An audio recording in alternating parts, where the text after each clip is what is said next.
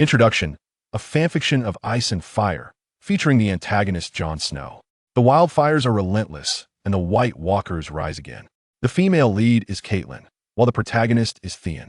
We do not till the land, but seize victory through hardship. 1. The Heir of Barrow, Theon, Part 1.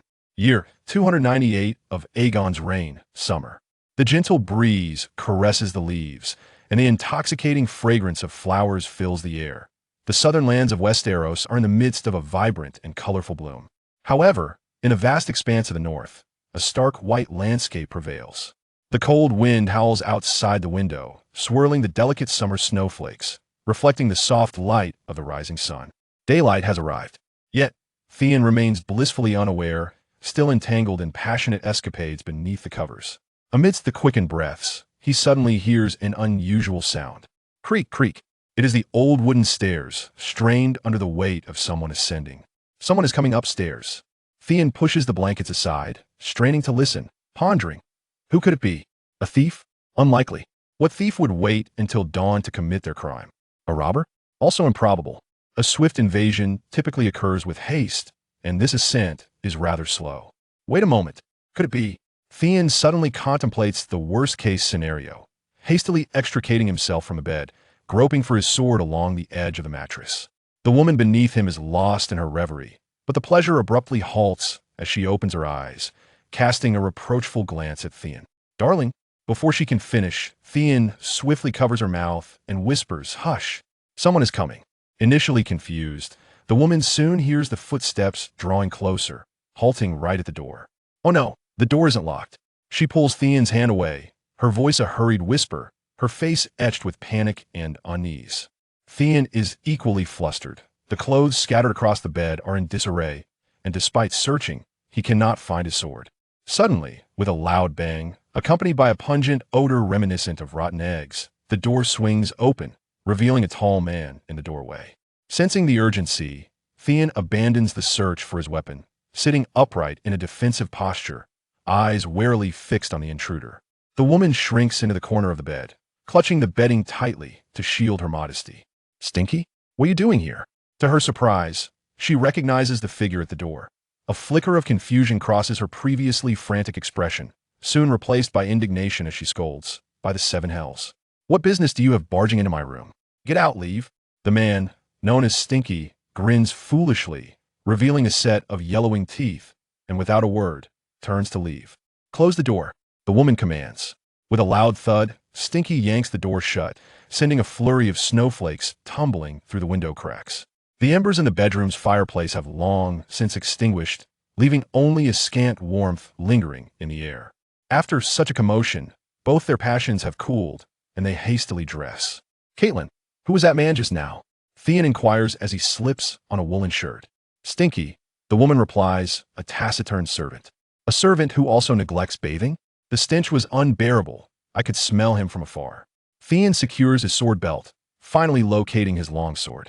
"But honestly, Catelyn, you nearly gave me a heart attack. I thought he was your husband." "What? Were you scared?" The woman casts a sultry glance at Theon. "Didn't I tell you yesterday that my husband has been dead for over a decade?" "Oomph, you clearly don't take my words to heart." With that, she turns her back in a huff. Though older, her beauty remains, and the mock anger she feigns only adds to her allure. "I apologize, Catelyn." Theon leans in, lifting her chin and planting a gentle kiss on her forehead. "I don't recall telling you my name is Catelyn." The woman now appears genuinely upset, pushing Theon away. "You held me all night, calling out little Kate and Catelyn. Be honest, who is this Catelyn?" "Darling." Theon shifts his term of endearment, a smile playing on his lips. "Are you jealous?" "Forget it. Don't be angry. She is a person of great significance, and not revealing her identity is for your own good." "A person of significance? How significant can she be?" The woman scoffs, puffing out her chest. "Is she greater than I?" At this, Theon reaches out, pinching her playfully, his eyes glimmering with mischief. The protector of the North, the wife of Eddard Stark, the Lord of Winterfell, and the daughter of Lord Hoteen Tully of Riverrun, who governs the Trident. After listing a lengthy array of titles, he leisurely inquires, "Do you think that identity is significant?" The woman is momentarily taken aback, rendered speechless. Many share the name Catelyn, but none possess such an extensive lineage. Only one person across the Seven Kingdoms fulfills that criterion. That is Catelyn Tully. Her husband is Eddard Stark, the Lord of Winterfell, the Warden of the North, ruling over the entire Northern Realm, standing as the uncrowned king in the hearts of the Northmen. Her father is Theon Tully, the Lord of Riverrun, who also serves as the governor of the Trident, overseeing a land of rich waters and abundant resources, earning immense respect. The hierarchy within the Seven Kingdoms is distinctly defined, with nobility reigning supreme. Titles are ranked from highest to lowest as king, duke, marquis, earl, viscount, and baron.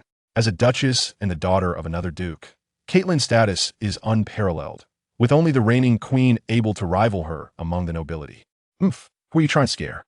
The woman pauses, then places her hands on her hips, nonchalantly replying, even if she is formidable, it has nothing to do with you. Do you know her? Do you have the right to meet her? You can only call her name in my bed. Haha, to be honest, I do see her quite often. Theon chuckles lightly as he approaches the coat rack, retrieving a coin from his pocket and tossing it over, choosing not to dwell on the topic further. I greatly enjoyed last night. This is your reward. Oh, a silver stag. The woman picks up the coin that had fallen onto the bedding, feigning surprise, blowing on it and rubbing it with her sleeve, then glancing up with a sly smile. What a pity. I thought a wealthy young man who frequently meets the Duchess would reward me with a golden dragon. A silver stag is quite a fair price. Meanwhile, a golden dragon could be exchanged for 200 silver stags.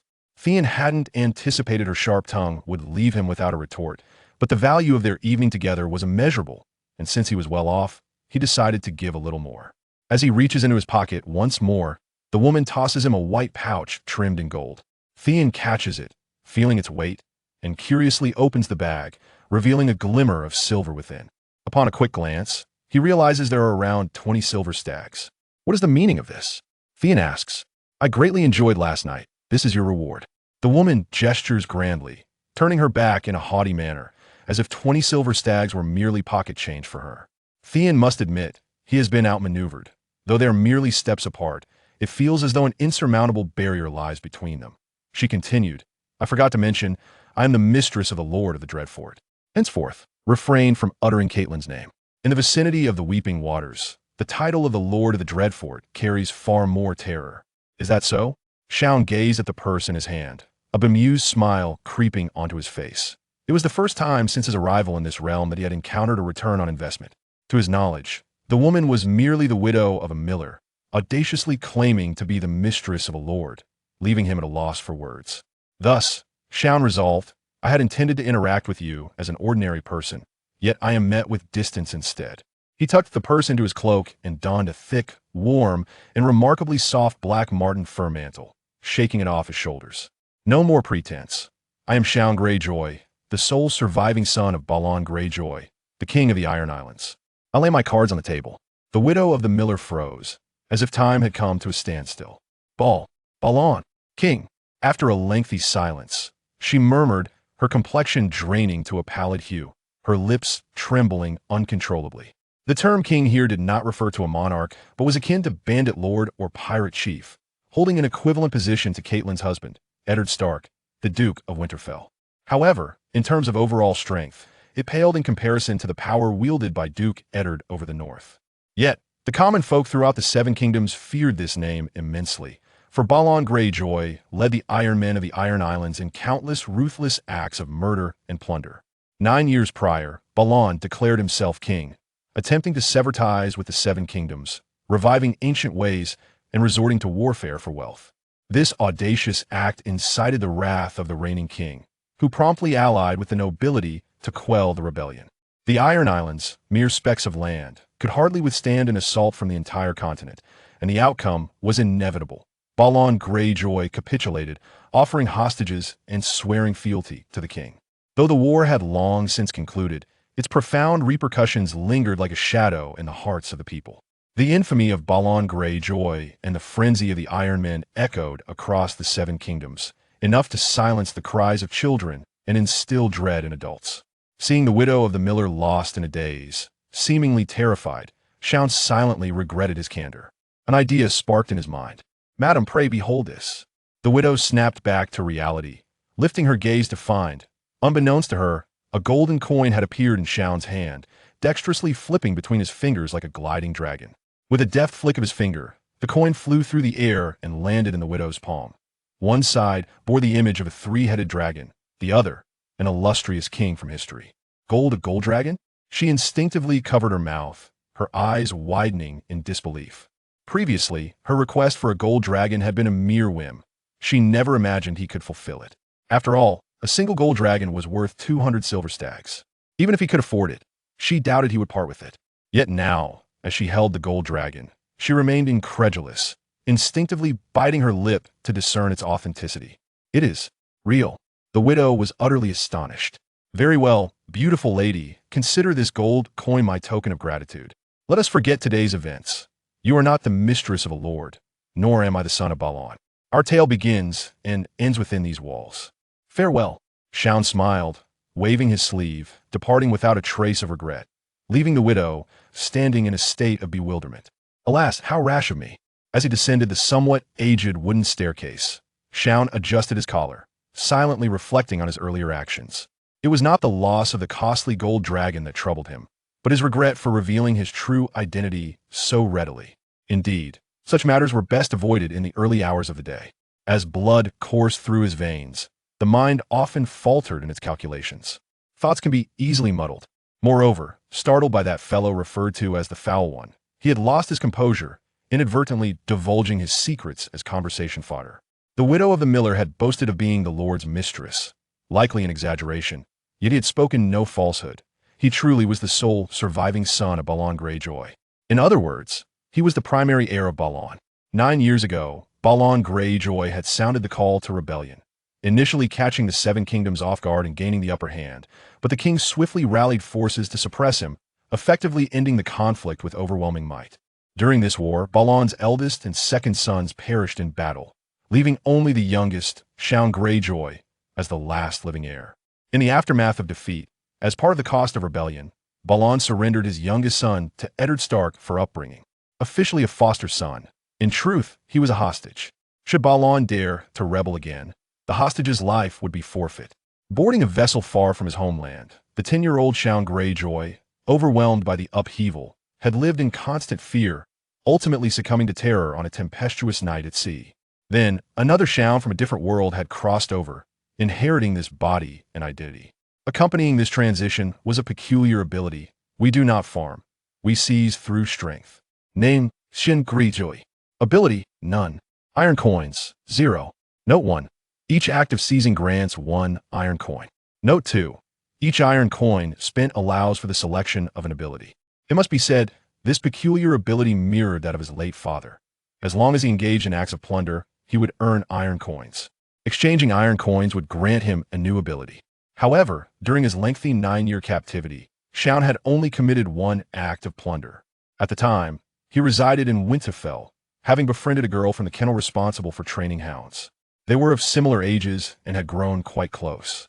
One day, as she savored a slice of lemon cake, Theon, passing by, felt a sudden impulse, took a bite of her cake, and fled, thus completing an act of plunder. Though the target was merely a slice of cake, it indeed fell within the realm of seizure. Theon had intended this. He dared not take anything of significant value, fearing it would lead to greater repercussions. After all, the girl had only lost a bite of cake, and given their acquaintance, the incident would likely fade into obscurity. However, the outcome was beyond Theon's expectations. The girl from the kennel reported him directly to Eddard Stark. 20 lashes, hung for 3 days and nights, allowed only water, forbidden to eat. Upon learning of the incident, Duke Eddard immediately imposed severe punishment, and before Theon's eyes, he unsheathed the ancestral sword of House Stark, ice, and declared with solemnity, "Should there be a repeat offense, I shall sever your head from your shoulders with ice." In terms of seizing a mere slice of cake, this punishment was undeniably excessive. However, there was no alternative. After all, he was the son of the Lord of Plunder. Such a young lad, failing to learn the right path, would inevitably grow into another Lord of Plunder. This sentiment was nearly universal. Consequently, the sentence was exceedingly harsh. Moreover, Duke Eddard was renowned for his commitment to honor. His words were his bond, leading Theon to adopt a more cautious demeanor, living humbly and refraining from any thoughts of plunder. Fortuitously, his recent act of thievery had also garnered him a reward in the form of an iron coin. He utilized this coin to enhance his abilities, receiving 3 options: good swordsmanship, excellent horsemanship, exceptional hearing. With a single choice to make, Theon did not hesitate and opted for exceptional hearing. Firstly, the prefix exceptional clearly surpassed good and excellent. Secondly, as he lived under the roof of another, it was prudent to sharpen his senses, attentively observing the actions and words of those around him, ensuring he did not inadvertently offend anyone. In retrospect, this choice proved to be extraordinarily wise. Much like the previous situation, even amidst his endeavors, he could still devote a part of his attention to the sound around him, enabling him to react promptly. Yet, this time, the window for response was regrettably brief, catching him somewhat off guard. As Shurin slowly descended the staircase, he was greeted by the cacophony of barking dogs from the courtyard. His brow furrowed as a familiar stench resembling rotten eggs wafted through the air. It was that foul man again. Upon reaching the door, he beheld the odious figure twirling in circles, clutching strips of meat. At the man's feet, 3 hunting dogs stood on their hind legs, attempting to snatch the meat from his grasp. Additionally, a young man lounged in the yard, his legs crossed, leisurely observing the dogs' antics while erupting into boisterous laughter, clearly relishing the spectacle. Upon noticing Shurin emerging from the house, the young man sprang to his feet with a sudden motion, his murky eyes widening in surprise as he cocked his head and exclaimed, "Who are you, kid? Why are you coming out from inside?" At the sight of those pale eyes, Shurin instinctively assumed the young man suffered from cataracts, lamenting the misfortune of such a condition at a young age. However, upon being addressed as kid, his mood shifted. This world differed from his previous one. Here, one was considered an adult at 16. The young man appeared to be around the same age as Shurin, perhaps a year or 2 younger. At 19, Shurin found it quite rude for someone who looked to be 17 or 18 to call him kid. Choosing to ignore the young man, Shurin continued on his way. The cataract-stricken youth, seeing this, thrust out a robust arm to block his path. "Hey, I'm asking you a question. Why aren't you answering? What business is it of yours?" Shurin retorted, irritation creeping into his voice. "This is my home," the young man declared, his tone harsh. Shurin scrutinized him once more and pointed toward the 2nd floor of the house. "And who is that up there?" "She is my mother." Shurin paused, taken aback. He had harbored a suspicion while observing the young man lounging in the yard. But hearing the admission confirmed his thoughts and left him astonished. How could she have a child so grown? Yet, the disparity in their appearances was striking. The widow of the mill owner possessed a beauty that time had barely marred, while her son bore a bulbous nose, rough, straw-like black hair, and a splotchy complexion, with thick lips that, combined with his crude demeanor and those repugnant eyes, evoked an undeniable sense of disdain. "Hey, answer me now. If you don't, I'll have the girls go after you." With that, the young man whistled sharply, and the 3 hunting dogs abandoned their meat in favor of snarling and barking incessantly at Shurin. It was evident that the girls he referred to were the dogs in the courtyard. Shurin placed his left hand on the hilt of his sword, casting a cold gaze upon the people and dogs in the yard. Since the age of 10, he had lived in Winterfell. Although a hostage, he had been treated with the same dignity as the Duke's relatives. After all, the Greyjoy lineage was both ancient and noble, and Duke Eddard was known for his fairness and integrity, never allowing Shurin to suffer in this regard.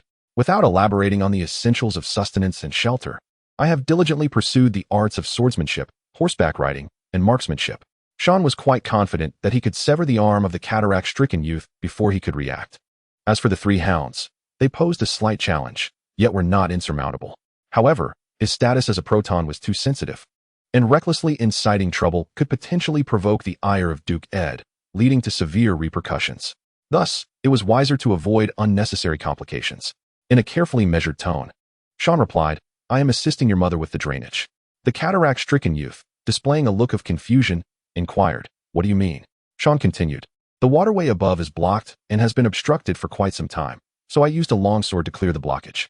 As he spoke, he patted his waist, where his sword hung, swaying gently. Initially, the channel was narrow and dry, barely allowing passage, but through my diligent efforts, the water has finally flowed freely. Listening to Sean's earnest explanation, the cataract-stricken youth remained perplexed. However, given the detailed account presented, admitting ignorance would seem rather foolish, prompting him to scoff dismissively. "Is that all?" "Indeed, that is all," Sean replied. "Though it may sound easy, the process was quite time-consuming and labor-intensive. I must take my leave now. You may inquire further with your mother about the details." With a smile, Sean strolled calmly out of the courtyard, the 3 hounds barking incessantly at him. Yet without their master's command, they refrained from causing a ruckus. Once outside the courtyard, Sean arrived at the adjacent stable and exhaled softly. While he had maintained an outward appearance of composure, internally, he was on high alert. Any hint of danger would prompt him to unleash his wrath. One master, one servant, and 3 hounds were sufficient to pose a threat to his life. Even if Duke Ed were to impose harsh penalties in the future, he would accept them gladly, for it was far better than suffering the bite of a hound. After all, there were no rabies vaccines in these times. Untying the reins, Sean mounted his splendid black steed and rode towards a nearby inn. This departure from Winterfell to the area by the Weeping River was in the company of Duke Ed, accompanied by approximately 50 guards. The previous night, they had lodged at an inn, and under the cover of darkness, Sean had stealthily slipped away for some amusement. Thus he now needed to return promptly. Duke Ed had not strictly forbidden such leisure activities. After all, his own subordinates required outlets for their personal desires. This was a natural inclination. However, calling out Catelyn's name in bed was a grave transgression. Catelyn was the wife of Duke Ed, and such indiscretions could lead to dire consequences. Hence, he had generously rewarded the miller's widow, urging her to forget the events of that day, asserting, "You are not the Count's mistress, nor am I the son of a baron. Our tale begins and ends in this room." Sean hoped that the gold dragon would effectively silence the widow's lips, contemplating this in silence. A single golden dragon exchanged for a night of indulgence would undoubtedly cause most nobles to feel a pang of regret. While the treatment afforded to an adopted son is indeed lavish, it cannot withstand such depletion, yet he remains unconcerned. After all, the funds derived from Duke Ed's coffers are allocated for the benefit of the northern populace, which seems entirely reasonable. He merely hopes that the golden dragon will fulfill its intended purpose as a hush money. Of course, even if the miller's widow were to indiscriminately shout her claims and expose the matter, it would hardly stir any commotion.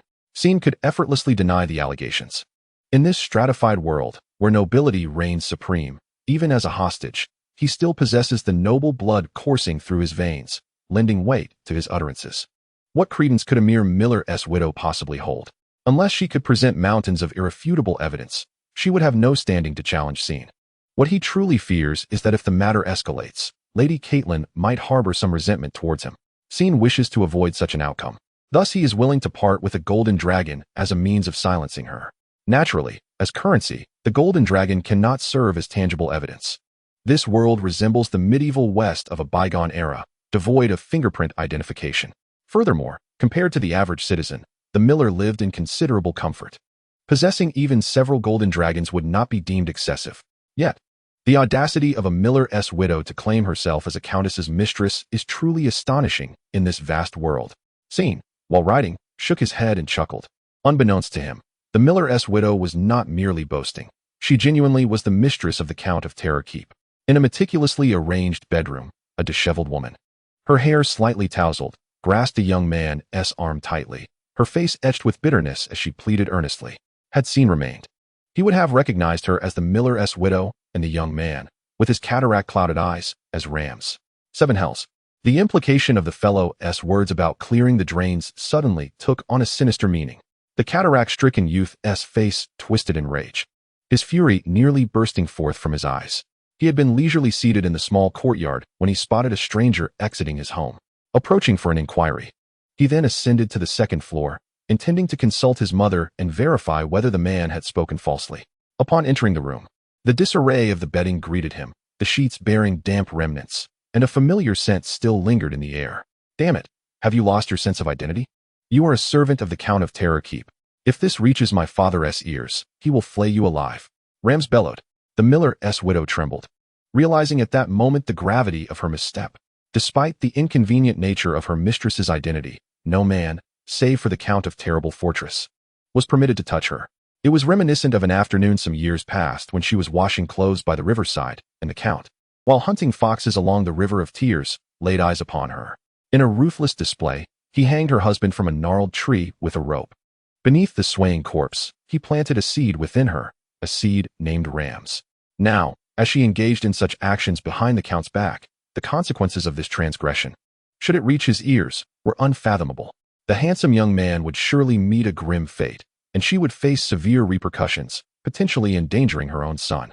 Worse still, she regretted that in a moment of heated impulse, driven by jealousy and comparison, she had revealed her true identity. If that young man were to boast of his liaison with the Count's mistress, it would be tantamount to courting death. Even in jest, such claims were perilous. For the price of arrogance could be the enmity of a count. Upon this realization, her demeanor softened slightly. "Rams, have you not been residing at Terrible Fortress? What brings you back so suddenly?" Faced with her son's fury, the widow of the miller had no choice but to divert the conversation. "You could have informed me of your return, so I might prepare your favorite meals." Upon hearing this, Ram's anger intensified, and he struck the door with a heavy fist, causing it to creak and sway. "My father refuses to acknowledge my identity. Upon hearing that Duke Ed will soon tour the Count's territory, he hastily sent me back. How infuriating. His only legitimate son has long since perished, yet he still denies me the family name of Bolton. Rams, being the child of a mistress, bore the stigma of illegitimacy, a status that rendered him unworthy of recognition and often the object of ridicule. Only the children of lawful wives could share the surname of their noble fathers. In the North, illegitimate offspring were confined to the surname Stark. Rams had long been troubled by his status as a bastard. "Good child, you mustn't speak so recklessly. If your father were to hear, he would be displeased." The widow of the miller gestured emphatically, attempting to soothe Rams. After a considerable time, his temper began to temper. "By the way, what happened today must remain between us. Do not disclose it to a third party." The widow glanced at Rams, imparting her caution. "Enough. I understand this without your reiteration." Having spoken, Ramsay stormed out, slamming the door behind him. As he watched the childless retreating figure, the widow of the miller was suddenly struck by a thought and hurried after him, saying, "The fool knows about this matter. Ensure he does not speak of it. He is most obedient to your words." Ramsay, disinterested in her plea, made his way to the back of the courtyard. There, he found the fool playing with 3 hunting dogs and, adhering to his mother's request, issued a command. "Fool, you must not mention what happened this morning to anyone. Do you understand?" The fool nodded, displaying a foolish, vacant smile, reeking of the persistent odor of rotten eggs that clung to him despite countless attempts to wash it away. Everyone else found him repugnant and shunned him, save for Ramsay, who shared his foulness. "And that bastard, I shall skin him alive and turn his turnip into mush." The mere thought of the deceiver darkened Ramsay's expression, and he muttered bitterly to himself, raising his gaze to his beloved hound. A grotesque grin spread across his ample lips. "Fortunately, my girls have already memorized his scent." Unbeknownst to the fool, who was remembered by the hounds, Theon rode upon a sleek black steed, traversing a snow-covered landscape resembling a white carpet. The slickness of the snow compelled his mount to proceed at a leisurely pace. Surely, the summers of the north cannot be colder than the winters of the south? A gust of frigid wind swept toward him, prompting this thought as he tightened his mink cloak around himself. His homeland, the Iron Islands, was among the closest to the north compared to other duchies of the Seven Kingdoms. He recalled that the winters there were dreadfully damp and cold, often claiming many lives. The harshness of winter in the north was even more brutal. After an entire winter, countless souls perished from hunger and frostbite. When Theon first arrived, he was bewildered, wondering how so many could starve in a winter that lasted less than 100 days. It was only later that he learned the winters of Westeros differed from those of his previous life. Although there were also 4 seasons, spring, summer, autumn, and winter, their lengths and transitions were unpredictable, predominantly dominated by winter and summer. Spring and autumn functioned more as transitional buffers between extremes than true seasons, lasting but a short while. Winters typically spanned 1 to 2 years, varying in intensity, often proportional to the length of summer. This disparity meant that once the provisions for winter were consumed, starvation loomed ominously. Presently, the North faced a grave crisis. This summer had persisted for a full 9 years. And after this long summer, an even longer winter awaited, with countless lives likely to be extinguished in the bitter cold. Lord Eddard Stark felt a profound anxiety over this impending doom, which prompted his journey to inspect the vassal lands. One of his objectives was to warn the lords across the realm. Winter is coming, and preparations for sustenance must commence forthwith. Additionally, he intended to assess the welfare of the populace, should he encounter any scoundrels defying the laws of the kingdom. Lord Eddard would not hesitate to wield the ancestral sword of House Stark, Ice, to execute them publicly. The arduous journey commenced from the northern capital of Winterfell. Progressing southwest through the realms of House Stark in Wintertown, House Tully in Tullytown, and House Dustin in the desolate lands of the Barrow, the caravan then veered eastward, passing through White Harbor and Hornwood Castle, before turning northward to arrive at the vicinity of the Weeping River, the dominion of the formidable Count Lewin Bolton. As the eldest son, adopted son, and illegitimate child, Theon rode his steed, gazing into the distance. Soon, his vision was graced by the sight of a lofty inn, standing out prominently among the surrounding lowly abodes. This was indeed the establishment where they had taken refuge the previous night. Before the inn, two young men sat astride their horses, poised for departure. One of them, upon spotting Theon, raised his hand in greeting. "Theon, you're up quite early. Where have you ventured off to this fine morning?" The speaker was a youth with fair skin and flowing chestnut hair, his eyes sparkling with the brilliance of the deep blue sea. He was Robb Stark, the heir to House Stark and the eldest son of Lord Eddard Stark, aged 15. Standing tall at nearly 175 centimeters. Observing his rapid growth, Theon mused that in less than 2 years, Robb would surpass him in height, prompting him to exclaim, "Youth is indeed formidable." "Huh, you're quite early yourself, Robb." Theon chuckled in response. Among all in Winterfell, Robb was his closest companion, hence Theon jestingly remarked, "I just want to survey the local conditions." "Survey the local conditions? What exactly are you surveying?" "Don't speak with your eyes closed," Robb retorted, casting a glance around the inn to ensure no one was about before whispering, "Jory has realized you didn't return all night. He firmly believes you spent the night in some woman's embrace." Jory, the captain of Lord Eddard Stark's guard, commanded a cadre of protectors dedicated to safeguarding the Lord's safety, thus holding significant influence in Winterfell. Taken aback, Theon had not anticipated the captain would conduct such an inquiry late at night. It was rather excessive. He was well aware of Jory's reputation, a man known for his indulgent pursuits, who had himself been absent from his own bed for nights past. How could he dare to investigate others? Grateful for Robb's warning, Theon maintained his stance. "Robb, when have I ever lied to you? I genuinely went to assess the local conditions last night." "Did Jory guess incorrectly? You weren't with a woman yesterday?" Robb inquired. Theon raised a finger and shook his head. "I never said that." Then it becomes even more perplexing. What exactly transpired? Robb's curiosity was piqued, his face alight with intrigue. "You should know what surveying local conditions entails, right?" Without waiting for Robb to respond, Theon began to engage in a self-reflective dialogue. The term public sentiment refers to the intricate details of common folks' lives, which encompasses both men and women, and is divided into day and night. Thus, my excursion last night to observe the nocturnal activities of the women by the Tears River was, in essence, a legitimate investigation into public sentiment, wouldn't you agree? Upon hearing Theon's analysis, Robb was momentarily taken aback by the brilliance of the interpretation. It was astounding to realize that the observation of public sentiment could be understood in such a manner. It seemed absurd, yet he found no fault in Theon's reasoning. After a brief pause, he erupted into hearty laughter, giving Theon a thumbs up, exclaiming, "Theon, you truly are remarkable." A nearby youth, witnessing this exchange, displayed a look of disdain, muttering under his breath, "Fool." This boy, lean and diminutive with a dark complexion, starkly contrasted Robb's appearance. Yet, he was, in fact, Robb's half-brother, the illegitimate son of Lord Eddard Stark, named Jon Snow. In the Seven Kingdoms, the illegitimate offspring are barred from inheriting their family names unless legitimized by the king. In the North, all bastards are uniformly surnamed Snow. At that moment, the three of them gathered at the inn's entrance, vividly illustrating the diversity of their lineage. Theon Greyjoy, the adopted son of Lord Eddard, Robb Stark, the noble firstborn, and Jon Snow, the illegitimate child. 3 sons, 3 distinct surnames, 3 unique identities, each entirely different from the others. Among them, the firstborn Robb held the most esteemed status, followed by the adopted Theon. While Jon's identity as a bastard was undeniably the least respectable, even in the eyes of common folk, bastards were looked down upon, regarded as products of infidelity. A blend of selfishness and moral corruption. The disdain for bastards largely stemmed from the absence of one parent, leading to a disruption in the stability of the family unit. Most of these illegitimate children were born from noblemen's fleeting encounters, their mothers possibly being beekeepers, cheesemakers, or seamstresses, though it was most likely that they were involved in less reputable professions.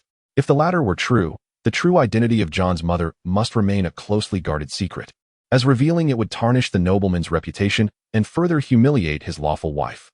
Jon's situation was precisely that. Lord Eddard never spoke of his mother, leaving everyone in ignorance. Some sycophants, in an attempt to flatter Lord Eddard, circulated rumors suggesting that Jon's mother was a kind and gentle noblewoman. Yet, the prevailing belief among many was that Jon's mother was the most contemptible of mistresses. Theon held no prejudice against Jon's status as a bastard, possessing a modern perspective. He understood that the arrival of a new life was beyond one's control and contingent upon both parents. Regardless, a child is innocent and should not be viewed through a biased lens. Nevertheless, Theon harbored an intense aversion towards Jon. One reason being Jon's penchant for speaking ill of others behind their backs. To be precise, it is to speak ill of him behind his back. Just like that earlier remark, though uttered in a hushed tone, it is likely that even Jon does not believe anyone could hear him. Yet, remarkably, Theon is an exception. He possesses an exceptional sense of hearing.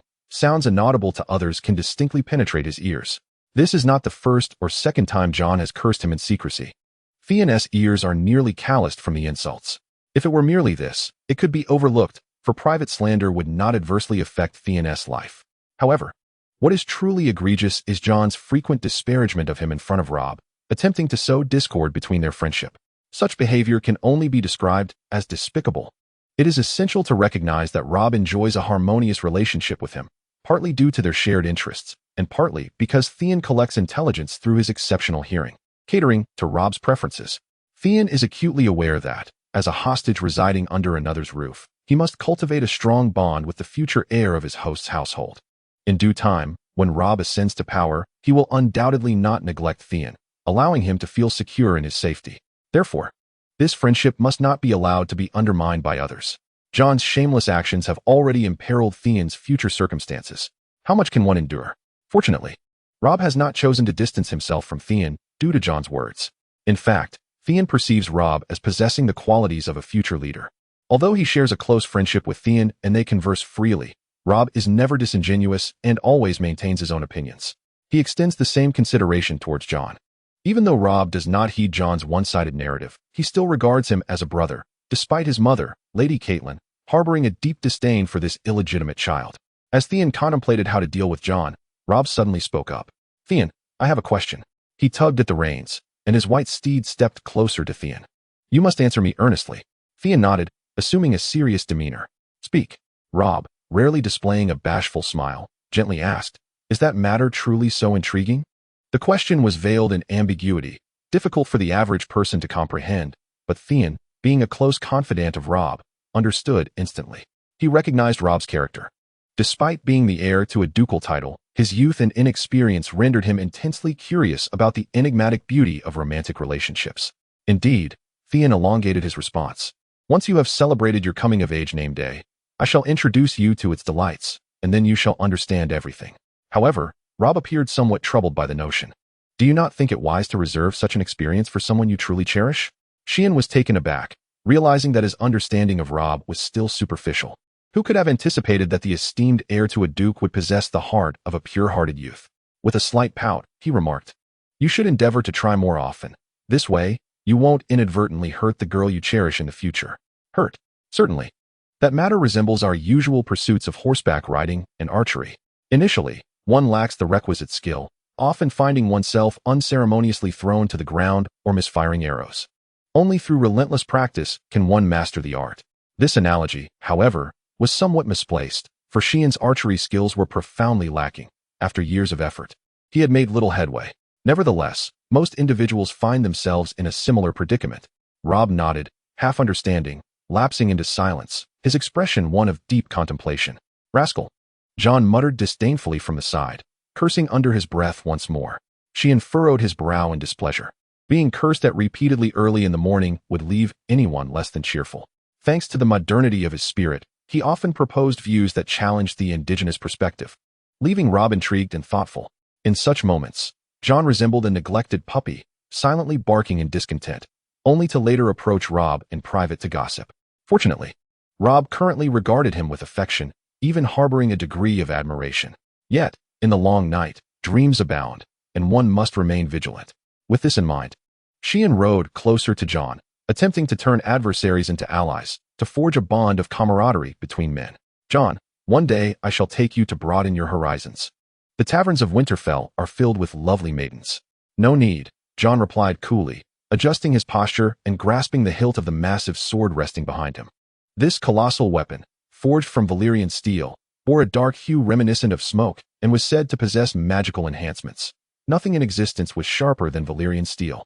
Named Ice, it had been passed down through the Stark lineage for over 4 centuries, its blade wider than an adult's palm and taller than Robb when stood upright. Thus, it could not be sheathed at the waist, but rather rested diagonally across his back. The weight of Ice was immense. Tradition dictated that the head of the Stark household must personally administer the death penalty. Along this journey, Ice had already claimed the lives of over a dozen tyrants who oppressed the innocent. However, the sheer size and heft of the sword made it burdensome for a single individual to bear. Consequently, Robb, Sheehan, and Jon took turns carrying it. For it was a treasured family heirloom, and aside from the 3 sons of Lord Eddard, none were deemed worthy to touch it. Today, it was Sheehan's turn. Jon, you know nothing. Why do men desire women? Because women can transform men into true men. Remember to tell me next time you wish to go. With that, Sheehan extended his hands, saying, "Hand over ice to me. Today I shall bear it." Jon remained still upon his horse, seemingly oblivious to the request.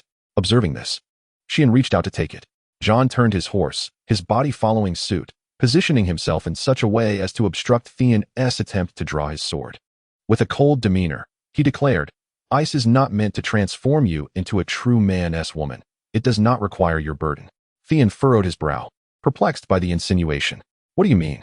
You are unworthy to bear the ancestral sword of our father," Jon asserted with conviction. In that moment, Theon comprehended the underlying mockery. Jon was deriding him for his entanglement with a woman of ill repute, suggesting that someone of such sullied character ought not to touch ice. The sword that symbolizes the honor of House Stark. Theon's brow arched, a tempest of anger swelling within him. It was one thing for Jon to belittle him in private, but to speak with such veiled condescension was utterly intolerable.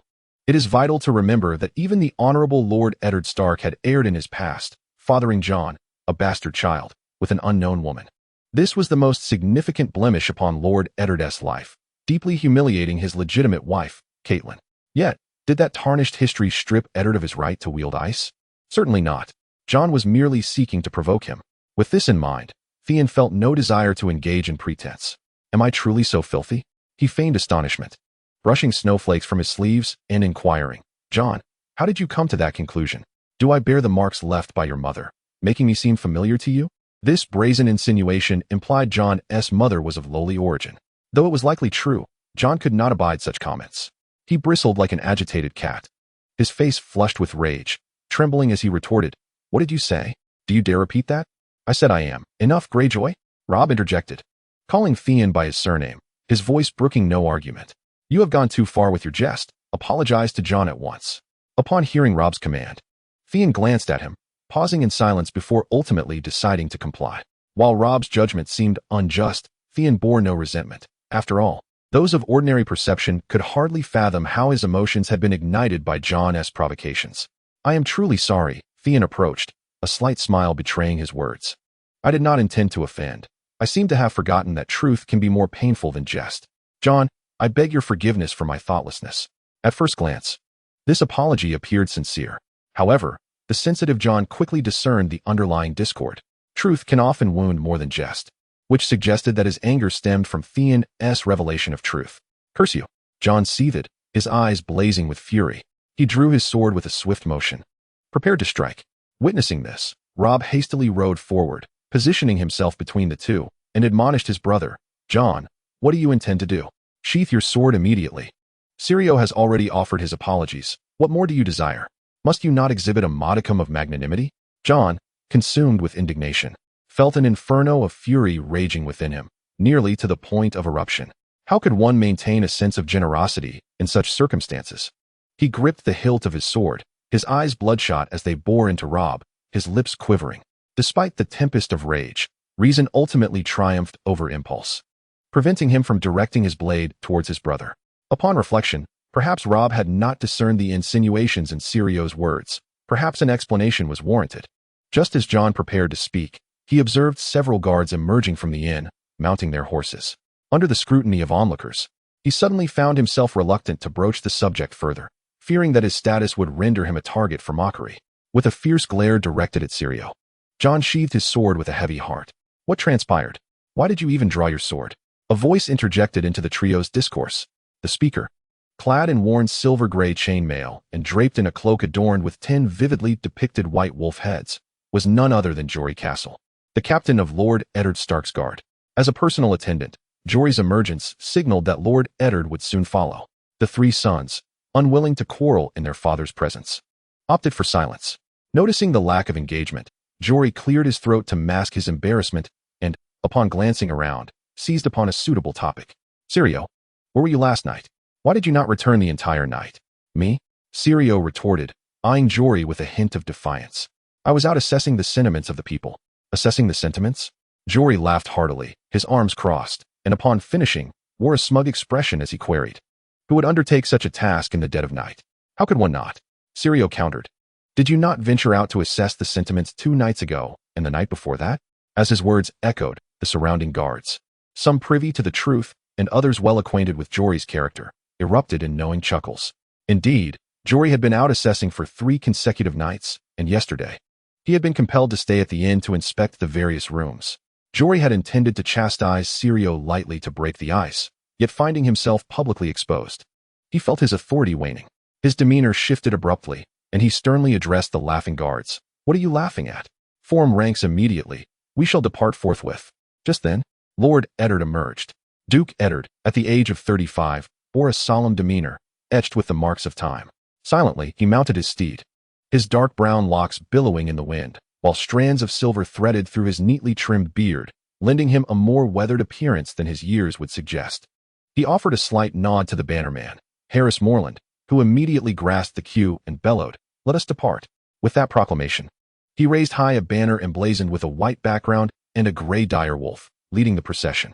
The direwolf is the sigil of House Stark, a lineage steeped in history, tracing its roots back thousands of years to ancient forebears. Unlike the southern nobility, who have undergone various ethnic fusions, the majority of northern lords inherit their bloodlines directly from their ancestors, adhering to age-old traditions and venerating the old gods of the forest, while their southern counterparts predominantly worship the new gods. Despite their differing beliefs and cultural disparities, both factions ultimately yearn for peace and tranquility. In stark contrast, the Iron Islands, the homeland of Theon, exhibit a notably fierce disposition. Perhaps echoing the adage that adversity breeds cunning, the Iron Islands, beset by harsh winds and cold, truly epitomize a barren and challenging terrain. Nonetheless, the Ironborn possess a different interpretation, that only in hardship can resilient individuals emerge, and such individuals shall govern the world.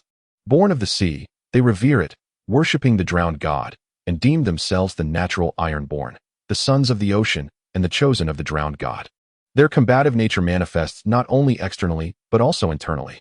Theon's 2 brothers, who perished in the flames of war, were ever the bold and brash, frequently resorting to physical intimidation, leaving Theon with haunting memories of relentless bullying. In matters of comparison, being a hostage in Winterfell, while subjecting him to the scrutiny and verbal derision of others, did not entail any material or physical injustices. In fact, his circumstances were more favorable than during his time in the Iron Islands. Over the years, he has gradually discerned the nuances of navigating the diverse personalities within Winterfell. In the presence of the honor-bound Duke Eddard, one must exercise utmost caution and propriety. Minor faults may be tolerated, but any fundamental transgression is absolutely intolerable, punishable by dire consequences. Robb, with his cheerful and forthright nature, provides the most comfortable companionship, where playful banter can enhance their camaraderie. In contrast, interactions with Lady Catelyn necessitate decorum and propriety. Hailing from the south, she was raised with the refinements of a lady, and any coarse behavior would only tarnish her perception of him. Regarding others, respect must be maintained in the presence of Master Luwin, as well as with Ser Roderick Castle and other dignitaries of Winterfell. However, when confronted with individuals like Jory and Jon, even the most humble and amicable demeanor proves futile. Should they seek trouble, they will find a way to provoke it. Thus, eschewing pleasantries, one must respond directly and assertively. After a rebuff, they may well retreat for a time. The only concern should be that thrifty old man residing on the Iron Islands. Theon fervently hopes that the elder remains docile and does not entertain any nefarious thoughts. Should King Balon dare to declare himself sovereign once more, rallying the Ironborn to revive their ancient ways of plunder, Theon, as a hostage, would be in grave peril. The tranquility of the surroundings is palpable, indicating that Lord Bolton possesses deft governance over his domain. At that moment, Robb suddenly exclaimed. He rode alongside Theon, his gaze fixed upon the broad and serene weeping water, where the occasional fishing boat glided across the surface, leaving behind gentle ripples. The weeping water flows continuously, and during their journey over the past few days, they have not encountered a single brawl, nor even a quarrel. The common folk they passed by were diligently engaged in their respective tasks, behaving respectfully and industriously. Upon sighting a noble retinue of over 50 individuals, they instinctively stepped aside, bowing in deference. The entire land was imbued with an atmosphere of tranquility and harmony. Indeed, Theon nodded in agreement, yet inexplicably, he felt an oddity lurking within this silence. A phrase from the miller's widow inexplicably surfaced in his mind. In the vicinity of the weeping water, the name of the Lord of the Dreadfort struck fear. She had used the term fearsome rather than words of compassion, tolerance, or the praise typically reserved for a renowned lord. Thus, Theon, almost unwittingly, added, "Rob, do you think it is possible that they are so intimidated by the Lord of the Dreadfort that they dare not speak?" "Dare not speak?" Rob responded with astonishment.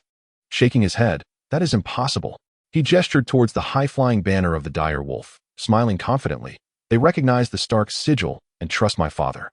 Have you forgotten how we were once halted by others in different territories, who came forth to seek justice from my father?"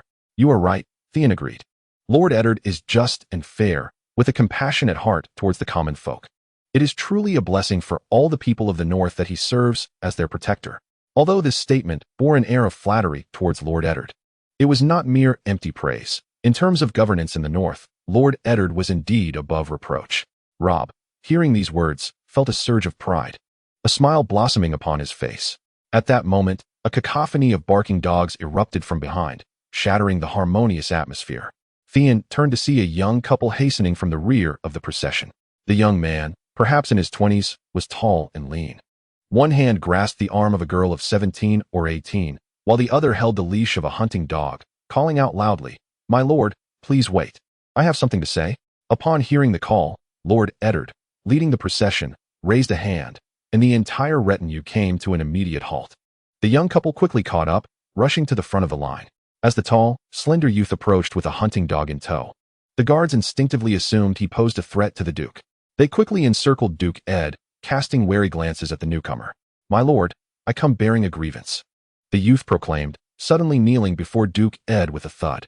Beside him, a woman followed suit, covering her face with her hands and bowing her head deeply, seemingly weeping. "Surely, if one encounters unjust treatment, they would rise to voice their plight," Rob remarked to Sean as he urged his horse forward, eager to uncover the source of their distress. Sean, initially disinterested in the spectacle, felt compelled to follow. As he recognized the hunting dog, and an ominous premonition stirred within him. "Speak of your troubles, do not hesitate," Duke Ed addressed the youth, gesturing for the surrounding guards to ease their vigilance, allowing him a better view of the young man's countenance, albeit while maintaining a safe distance. "My lord, it is not I who am in trouble, but my sister, Janie, who was wronged yesterday." The youth raised his head, his eyes bloodshot, pleading for the Duke to deliver justice for his sister. After uttering this, he pressed his hands to the ground and bowed his head deeply once more. Fortunately, the thick layer of snow cushioned his fall, otherwise, the impact could have caused him grave injury. Upon hearing this, Duke Ed's expression turned grave. Typically, commoners do not kneel before nobles, but the youth's humble demeanor indicated he had suffered a profound injustice, yearning for someone to champion their cause. This prompted the Duke to regard the pair with greater scrutiny. The sun had risen high, casting a golden glow through the clouds upon the pristine white landscape. Beneath the melting snow, the air was even colder than during the snowfall, and the siblings, dressed in thin garments and appearing gaunt, were likely children of impoverished households. Particularly, the sister Janie, with her exposed skin flushed red, clearly bore the brunt of the cold. "The ground is frigid. You may rise and recount your tale at ease. I shall adjudicate fairly," Duke Ed spoke in a calm tone, embodying the essence of a benevolent ruler. Yet, the tall youth remained on his knees, gradually unfolding the narrative of their misfortune. "In the dead of night yesterday, my dog began barking incessantly, rousing me from slumber. It has always been well behaved, never barking without cause, so I surmised a thief might be lurking at my door, prompting the dog to sound the alarm.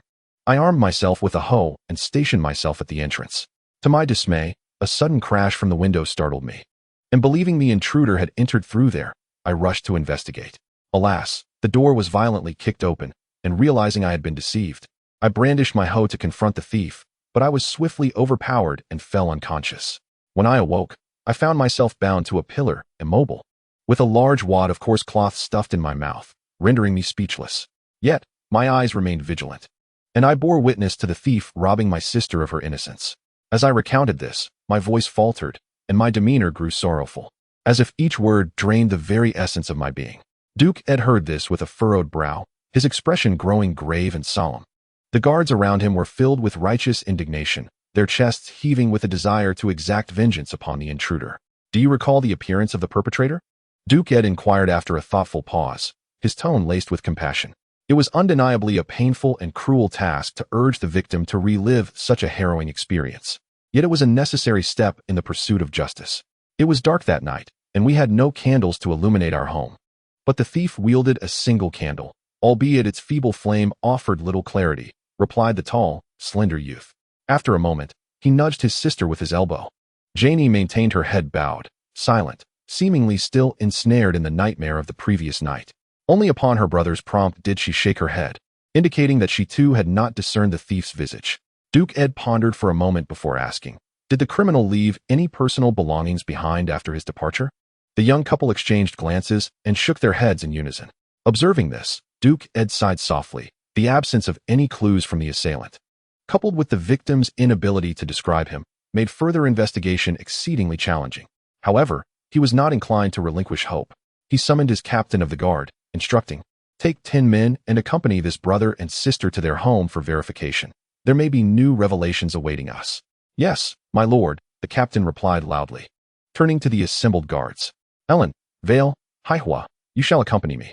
He called out the names of 10 trusted allies, who promptly stepped forward to stand behind him. "Pray, where do you reside?" The captain inquired of the siblings in a businesslike tone. "Lead the way, we shall depart at once." "There is no need to go to my house," the tall youth replied, shaking his head and gesturing toward his hunting dog. "My dog has already memorized the scent of the perpetrator." "Really?" the captain exclaimed, his face lighting up with joy. He had initially thought this endeavor would be in vain, given the obscurity of the circumstances, but the unexpected lead filled him with renewed hope. "Why did you not mention such a crucial clue sooner? Come, let your hound guide us." His spirit invigorated, he felt that with the dog's assistance, this task would transform from a fruitless effort into a readily attainable triumph. "My lord." The tall youth shook his head once more. "There is no need for the dog to lead the way." The captain expressed his bewilderment. "Why not?" Duke Ed, Rob, and the others shared in the astonishment. The tall youth's logic seemed convoluted. If his dog had indeed grasped the scent of the assailant, why would he not allow it to take the lead? Did he not wish to uncover the identity of the criminal? However, none could have anticipated that the subsequent words of the tall, slender young man would leave everyone astounded. "My dog followed the scent all the way here," he stated succinctly. "What?" Jory's face paled in shock, the young man's terse declaration striking him like a heavy blow to the heart. If the young man's hound had tracked the scent to their location, did it not imply that the fiend who had violated Janie's purity was lurking among their ranks?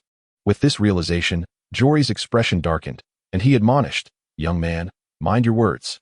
Do you understand who stands before you? Do you comprehend the nature of this company?" His tone grew stern, for the young man's insinuation not only tarnished the reputation of the guards, but also trampled upon the honor of Duke Eddard and the entire Winterfell. The tall young man faltered, his demeanor shifting as he trembled, caught between anxiety and fear, yet he held steadfast to his assertion. "I may speak recklessly, but my dog does not lie." As if to validate his claim, the hound erupted into a furious bark, its crimson eyes fixed on the guards, exhibiting an unsettling ferocity. Were it not for the tether around its neck, it likely would have lunged at a hidden criminal within the group. As the sound of the dog's barking echoed, Jory's initial shock and feigned anger transformed into sheer terror, cold sweat trickling down his spine. Indeed, a man may deceive, but a hound cannot. This indicated the presence of a dangerous criminal among them. As the captain of the guards, these men were ostensibly his subordinates. When subordinates err, they must face severe punishment. And as their commander, he bore an inescapable responsibility. This band of over 50 had accompanied Duke Eddard in surveying the fiefdoms, originally tasked with upholding the kingdom's laws and delivering justice for the people of the north. Yet, it was not the locals who had transgressed. Rather, it was they, the enforcers of the law, who had erred. Contemplating this, Jory felt a tumult of guilt and anger surge within him. In a moment of desperation, he called out to the guards, "Which of you committed this heinous act yesterday? Step forward at once.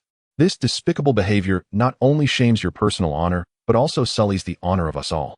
If you possess any conscience, depart from the guard and leave Winterfell. In light of your voluntary admission of guilt, you may receive leniency." Duke Eddard, his expression suddenly stern, interrupted Jory as he spoke, his voice imbued with undeniable authority. "You have no right to preside over this judgment."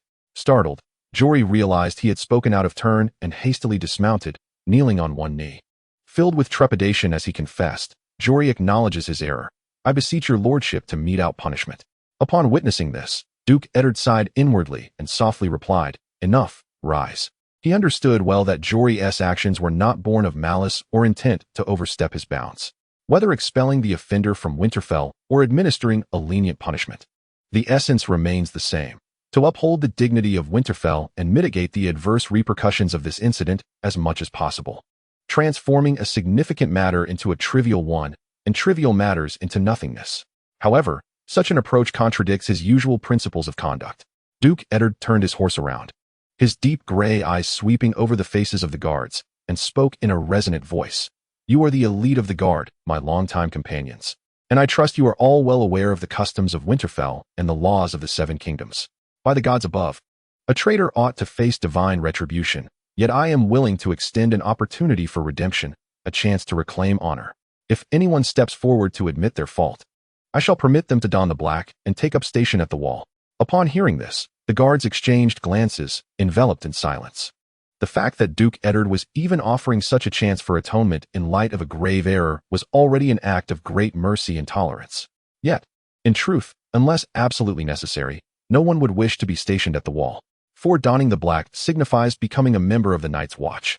The Night's Watch is stationed at the northernmost border, where a wall of ice and stone stretches for 300 miles, towering nearly 700 feet at its highest point. Known as the Wall, guarding the wall against the wildlings that threaten the Seven Kingdoms is, in itself, an exceedingly honorable duty. However, the conditions are exceptionally harsh. It is widely recognized that the North is a land of bitter cold, and the Wall, at its northernmost point, is subjected to the most extreme of climates, making it nearly unbearable for the average person. The most tragic aspect is that once one becomes a member of the Night's Watch, they remain so for life. After donning the black, there is no return. Should one attempt to desert and journey south, they would be deemed a traitor, facing severe punishment or even execution. One must ponder how many would willingly dedicate their finite lives to the endless task of guarding a border.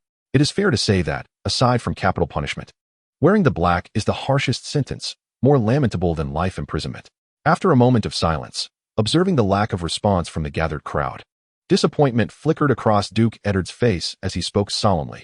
"If the identity of the offender is revealed, Jon is," came the voice of Jon Snow, stepping forth to ride alongside Duke Eddard, turning his back to the crowd. He bore a massive two-handed sword, dark as smoke, and in the sunlight, a gleam of platinum light danced across the black scabbard, the ancestral sword of House Stark, Ice. "Regardless of who the offender may be, I shall execute him on the spot, severing his head," Duke Eddard declared with resolute finality. Yet, still, no one responded. Duke Eddard's expression hardened as he cast a glance at Jory. Understanding the unspoken cue, Jory took the hunting dog from the tall youth, allowing it to sniff about the ranks in search of the offender. Woof, woof, woof. At last, the hound halted before a magnificent black steed, barking furiously at the rider atop it. "Is it you?" Upon catching sight of the handsome visage on the horse's back, Jory was momentarily taken aback, incredulously inquiring, "Shaun, did you bring the hound here?" His heart swelled with delight. Should it be a mistake made by his subordinate, it would be a source of shame for him. However, Shaun was different. He was the adopted son of the Duke, beyond Jory's jurisdiction. Thus, this matter would find a satisfactory resolution. With this thought, Jory puffed out his chest, donning a mocking expression of realization, and taunted, "Shaun, look at the trouble you've caused. No wonder you didn't return last night. It seems you were busy tormenting this pair of siblings. Do you not possess any coin? Are you in need of funds for the academy? Why would you do such a thing? Surely, you are not succumbing to old habits, plotting to rob others of their wealth and virtue, aiming to revive that ancient path of yours from the Iron Islands?" A barrage of inquiries, akin to the hound's barking, assailed Shaun with fervor. Shaun grasped the reins firmly, seated high upon his mount, his expression betraying little emotion, save for a hint of a cold smirk. Moments prior, he had recalled where he had encountered this hound before. It was in the yard of the miller's widow. Those three hounds had barked incessantly at him, and he had only been wary of them turning aggressive, never suspecting they had memorized his scent. The siblings who had brought the hound along were undoubtedly acting on the instructions of that myopic youth, deliberately attempting to frame him. The situation had indeed unfolded as he anticipated. The hound had tracked him down by scent. The immediate priority was to devise a means to prove his innocence. Yet, before Duke Ed could utter a word, Jory launched the first attack, robbing others of wealth, seizing virtue, reviving the ancient path of the Iron Islands. Each phrase, every word, was a dagger to Shaun's heart, as if a dark cloud loomed ominously above him. As a hostage, he could not afford to be associated with the act of plunder. Otherwise, Duke Ed's cold blade would sever his fate without mercy. Shaun reflected. He had never engaged in any conflict of interest with Jory and had never provoked him, opting instead for passive resistance. Yet, he had not anticipated Jory would take such malicious delight in pushing him towards a dead end. Indeed, from Jory's perspective, there were justifiable reasons for his actions. He had always demonstrated unwavering loyalty to Duke Ed, striving to uphold the honor of Winterfell and the Stark family. By attributing all blame to Shaun and shifting it onto the Iron Islands, he could effectively eliminate any negative repercussions for Winterfell. Thus, this incident would be resolved flawlessly. Shaun comprehended this fully. However, he could not condone it. Shifting blame onto another may come with a myriad of grand, virtuous justifications. Yet who would willingly accept the burden of guilt? A torrent of negative emotions, frustration, anger, and resentment overwhelmed Theon Greyjoy's heart. What difference is there between this and an unjust accusation? In terms of outcome, there is none whatsoever. Throughout his protracted 9-year ordeal as a hostage, Theon harbored hatred for but a single individual. Within his heart lay a death list, inscribed with the name of only one person. Now, that list has regrettably expanded to include Jory Castle. The moment Jory's words fell, it was as though a colossal stone had plunged into the river, stirring tumultuous waves. The guards, upon hearing this, were instantly stirred into a frenzy, pointing at Theon and murmuring amongst themselves, with some even raising their voices in condemnation. He has sullied our collective honor. Indeed, let us act, and right before his brother. No less. Disgusting. I am utterly revolted. Wait, what did you mean by that last statement? I meant, such matters can indeed be resolved with a bit of coin. Just a bit. True. Even if it is a mere trifle, it wouldn't cost much. Even if done discreetly, he is nothing short of a bandit. Worse than a bandit. These seem monsters. Merely put, they are repugnant. Repulsive, indeed, utterly revolting. The Golden Sea Monster is the sigil of House Greyjoy, which has led many in Winterfell to privately refer to Theon as a sea creature, eliciting a sense of otherness and alienation. The Stark family, with their sigil of the dire wolf, pride themselves on their loyalty to House Stark, and thus regard Theon, an outsider who has infiltrated their ranks, with innate disdain. Coupled with the numerous pillaging transgressions of Lord Balon Greyjoy, many harbor intense animosity towards Theon. Yet, as Theon is nominally the ward of Lord Eddard Stark, these sentiments are often expressed only in hushed tones, never in the open. This was the first time such vitriol had been directed at him publicly. Had another man been wronged and subjected to such slander, he would likely have exploded in outrage, his face flushed with indignation. However, Theon was not inclined to respond in kind. Possessing remarkable hearing, he had long been accustomed to such derisive epithets and coarse language. The only distinction now was the volume, one voice boisterous, the other subdued. With a certain psychological threshold, words become like the wind, they blow past, and, once gone, cease to disturb. Only when Jon spoke ill of him before Robb or Jory uttered his malevolent words before Lord Eddard could they inflict genuine harm upon him. Fortunately, he had already devised a strategy to cope with the situation. Despite the discontent simmering within him, he would not allow it to surface at this moment. My lord. Theon's gaze turned to Lord Eddard Stark, his resonant voice cutting through the clamor of the gathering. You know me well. Were I truly a villain who tramples the law, there would be no witnesses left to testify against me. I demand to confront them face to face. His words were firm, logically disentangling the accusations. Any fool who has committed heinous acts would never leave survivors to tell the tale. To do so would only invite further complications upon oneself. Upon hearing the words, the assembled guards found some merit in the reasoning, and the volume of their conversation diminished significantly as they turned their gazes towards Duke Ed, eager to witness his judgment. After a moment of contemplation, Duke Ed nodded in agreement, stipulating that no threats or harm should come to them.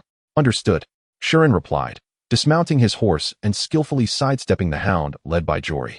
He approached the young siblings through the snow-laden ground. In addressing the situation of framing and deceit, two potential solutions crossed his mind, coercion and inducement. With Duke Ed's initial remarks dismissing the option of intimidation, Shaun resolved to pursue the latter.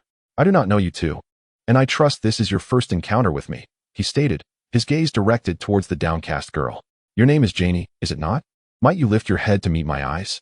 I have a few inquiries to pose to you.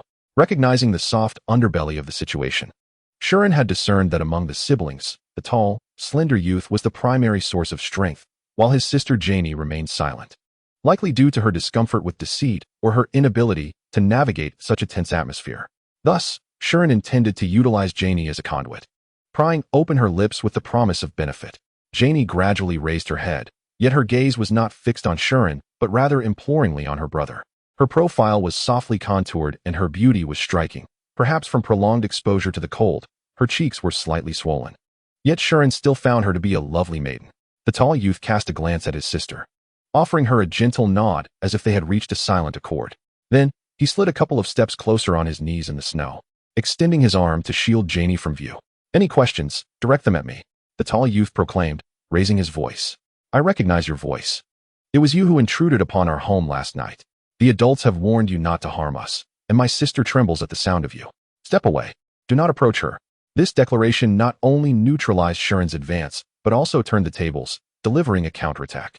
By the heavens, this fellow possesses remarkable adaptability. As the principal in the matter, Shurin could not help but concede this point, while the guards behind him resumed their hushed chatter, their biting and malicious remarks once again echoing in his ears. Taking a deep breath, Shurin realized he had underestimated the youth with cataracts. To conjure such a scheme of framing in such a brief span, and to engage an actor of such prowess was no small feat fortunately. He was not an ordinary individual either. Sighing softly, Shurin lamented that his initial intention was to engage with Janey in a manner befitting an ordinary person, only to be met with distance. No longer concealing his intentions, he withdrew a golden dragon coin from his pocket, his fingers deftly manipulating it, as if performing a conjuring trick. To the tall youth, the golden coin seemed to materialize from thin air, spinning and dancing at the tips of Shurin's fingers. As the coin rolled onto his index finger, Scene's thumb bent and flicked it gently, producing a crisp sound that resonated in the air. The golden dragon shimmered in the soft sunlight, tracing a brilliant, golden arc that dazzled the onlookers. The beauty of the coin captivated not only the guards, but also a tall, slender youth. Scene discerned the glimmer of desire and greed reflected in the young man's eyes, prompting an involuntary sneer from his heart. What significance does an actor possess? With a sufficiently high payment, I could easily steal his thunder. With practiced ease, Scene extended 2 fingers to deftly catch the fallen golden dragon, his gaze fixed intently on the youth's eyes. "From your earlier demeanor, it seems you care greatly for your sister. If that is the case, accept this golden dragon."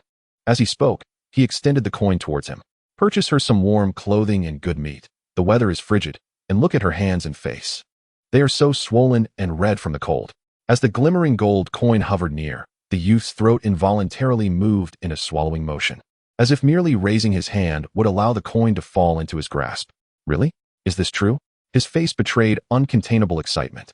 Yet he maintained a thread of rationality, regarding Scene with a puzzled expression. "Why are you doing this?" "Of course, it's a matter of sincerity for sincerity." "Sincerity for sincerity?" "Indeed. We bear no animosity towards one another.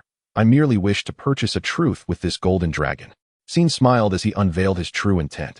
"Tell me, and let everyone present know, who is it that has instigated you to harm me? Just reveal the name and address of that person, and this golden dragon will be yours."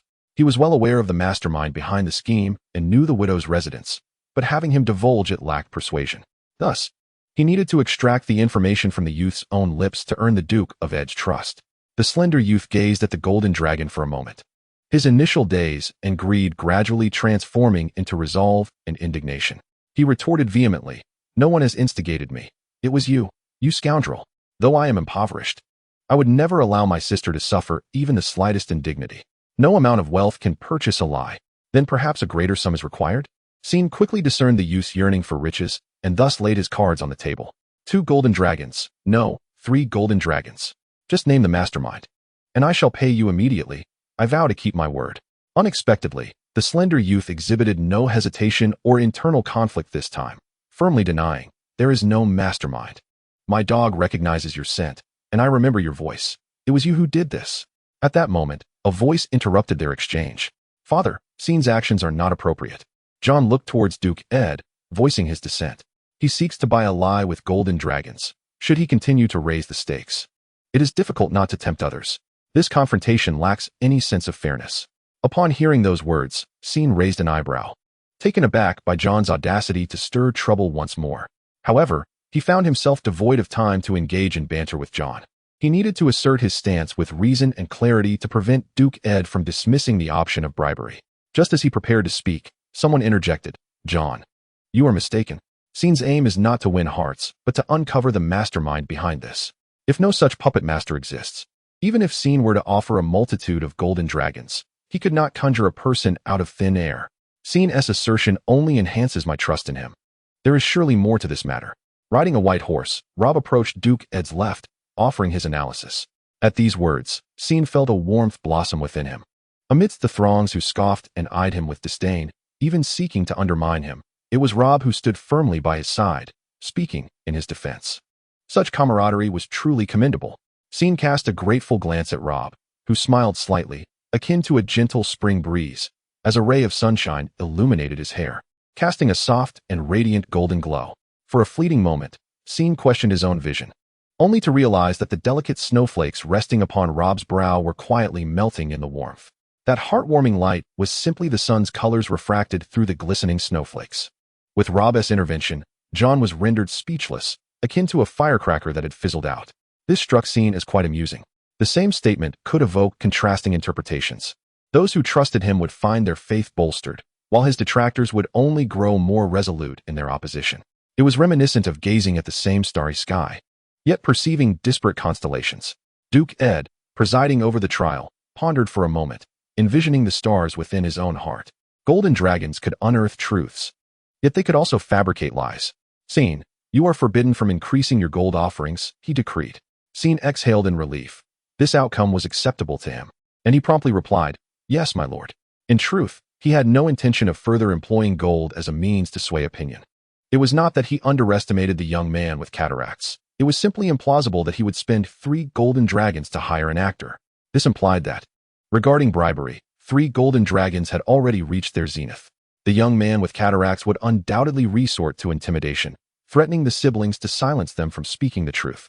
The predicament lay in the fact that Scene had initially been barred from employing intimidation, rendering it difficult to coerce them. After a period of contemplation, he resolved to adopt an alternative approach.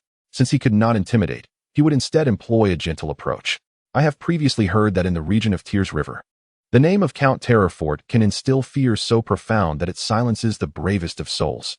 I wonder, is there perhaps a similarly fearsome figure lurking behind you, sowing unease in your hearts? How about this? You should depart from Terrorfort and relocate to Winterfell. Having just proposed this suggestion, Scene observed Janie, who had remained silent until now, suddenly lift her head, her eyes wide with surprise and joy as she gazed at him. This marked the first time she truly looked at him, her gaze brimming with unmasked longing and desire. Instantly, Scene felt invigorated, realizing he had finally grasped her vulnerability. He seized the moment, determined to press on. You may not have visited Winterfell, but you must have heard of it. Winterfell is the most harmonious and blissful place in the entire north. There, we have our just and honorable Lord Eddard, the gentle and kind Lady Catelyn, the handsome and wise Lord Robb, the beautiful and graceful Lady Sansa, and the beloved Bran. Upon arriving in Winterfell, you can embark on a brand new life. Moreover, I promise to honor my word and offer you 3 golden dragons as a token of goodwill, sufficient to cover your relocation expenses. However, I have but one request. I hope you two will speak honestly. The tall, slender youth maintained a cold demeanor throughout Scene's speech, scoffing disdainfully and preparing to refuse when he suddenly felt a tug on his cloak. Turning to find his sister grasping at his sleeve, he inquired, "What is it, Janie?"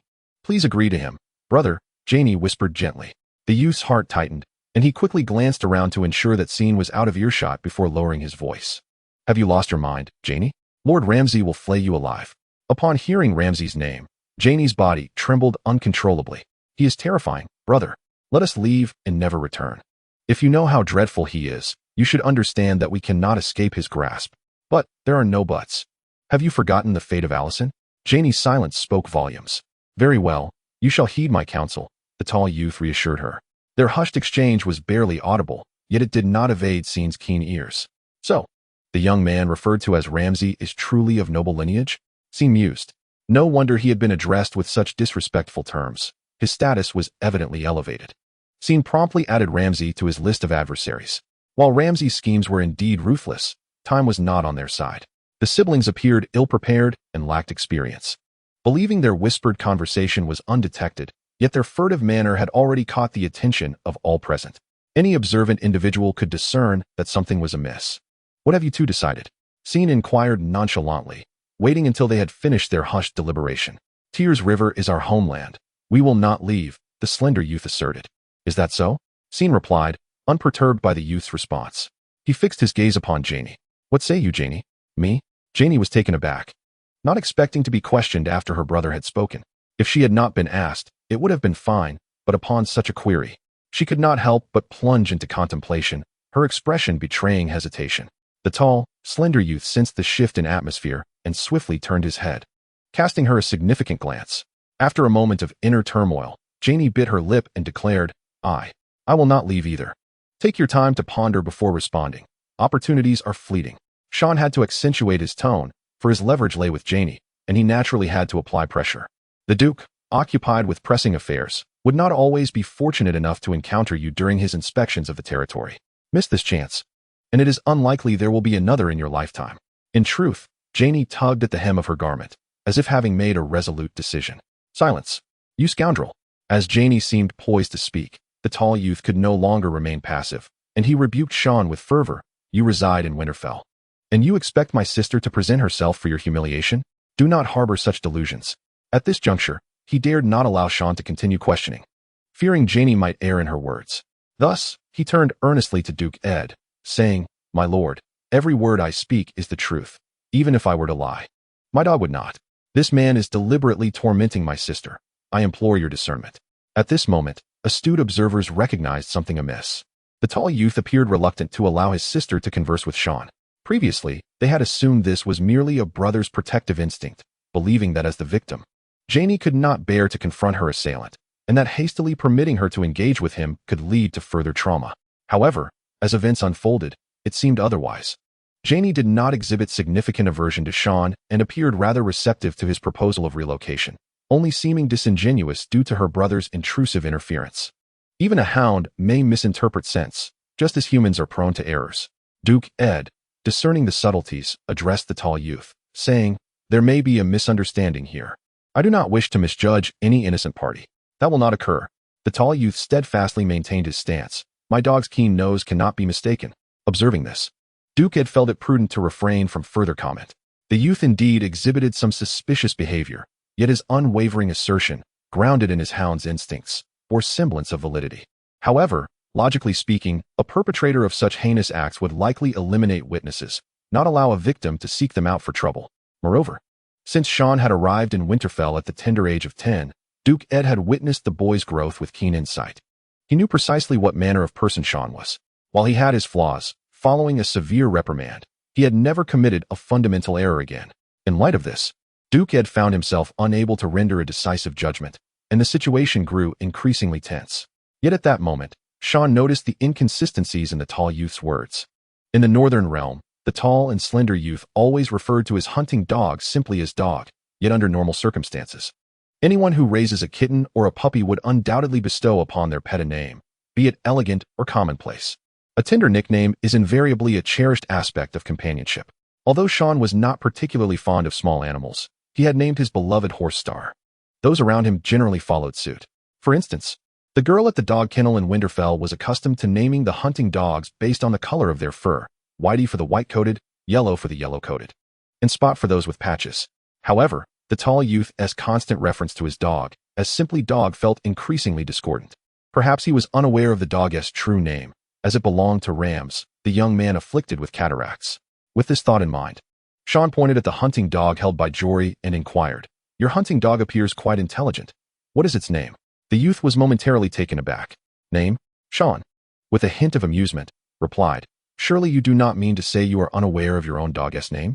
His inquiry was direct, seeking the dog's name rather than questioning if it possessed one, and the tall youth, not immediately retorting, tacitly acknowledged that the dog indeed had a name.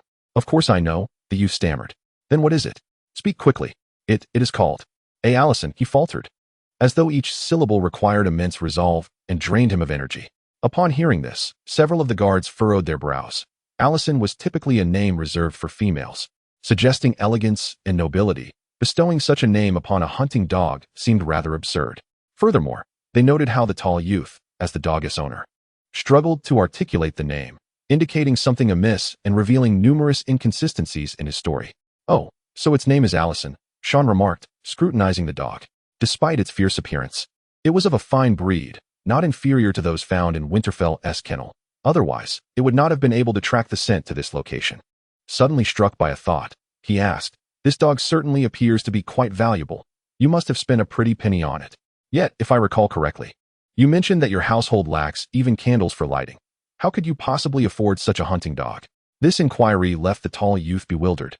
And after a moment's contemplation, he responded, My family survives by hunting.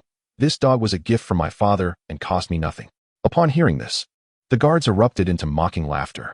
As the saying goes, the more one speaks, the more one falters. Although the tall youth's previous responses were rife with doubts, they could have been dismissed, yet under Sean's relentless questioning, he ultimately made a critical error. The tall, slender youth, with his spindly limbs, appeared as frail as a mere skeleton when compared to the robust guards present. In such a frail state, one could hardly fathom how he possessed the strength to draw a bow or the fortitude to wrestle with a beast. I fear that even setting a trap would be quite a laborious endeavor. Upon hearing the laughter, Sean realized his position was secure. The majority had unwittingly aligned themselves with him.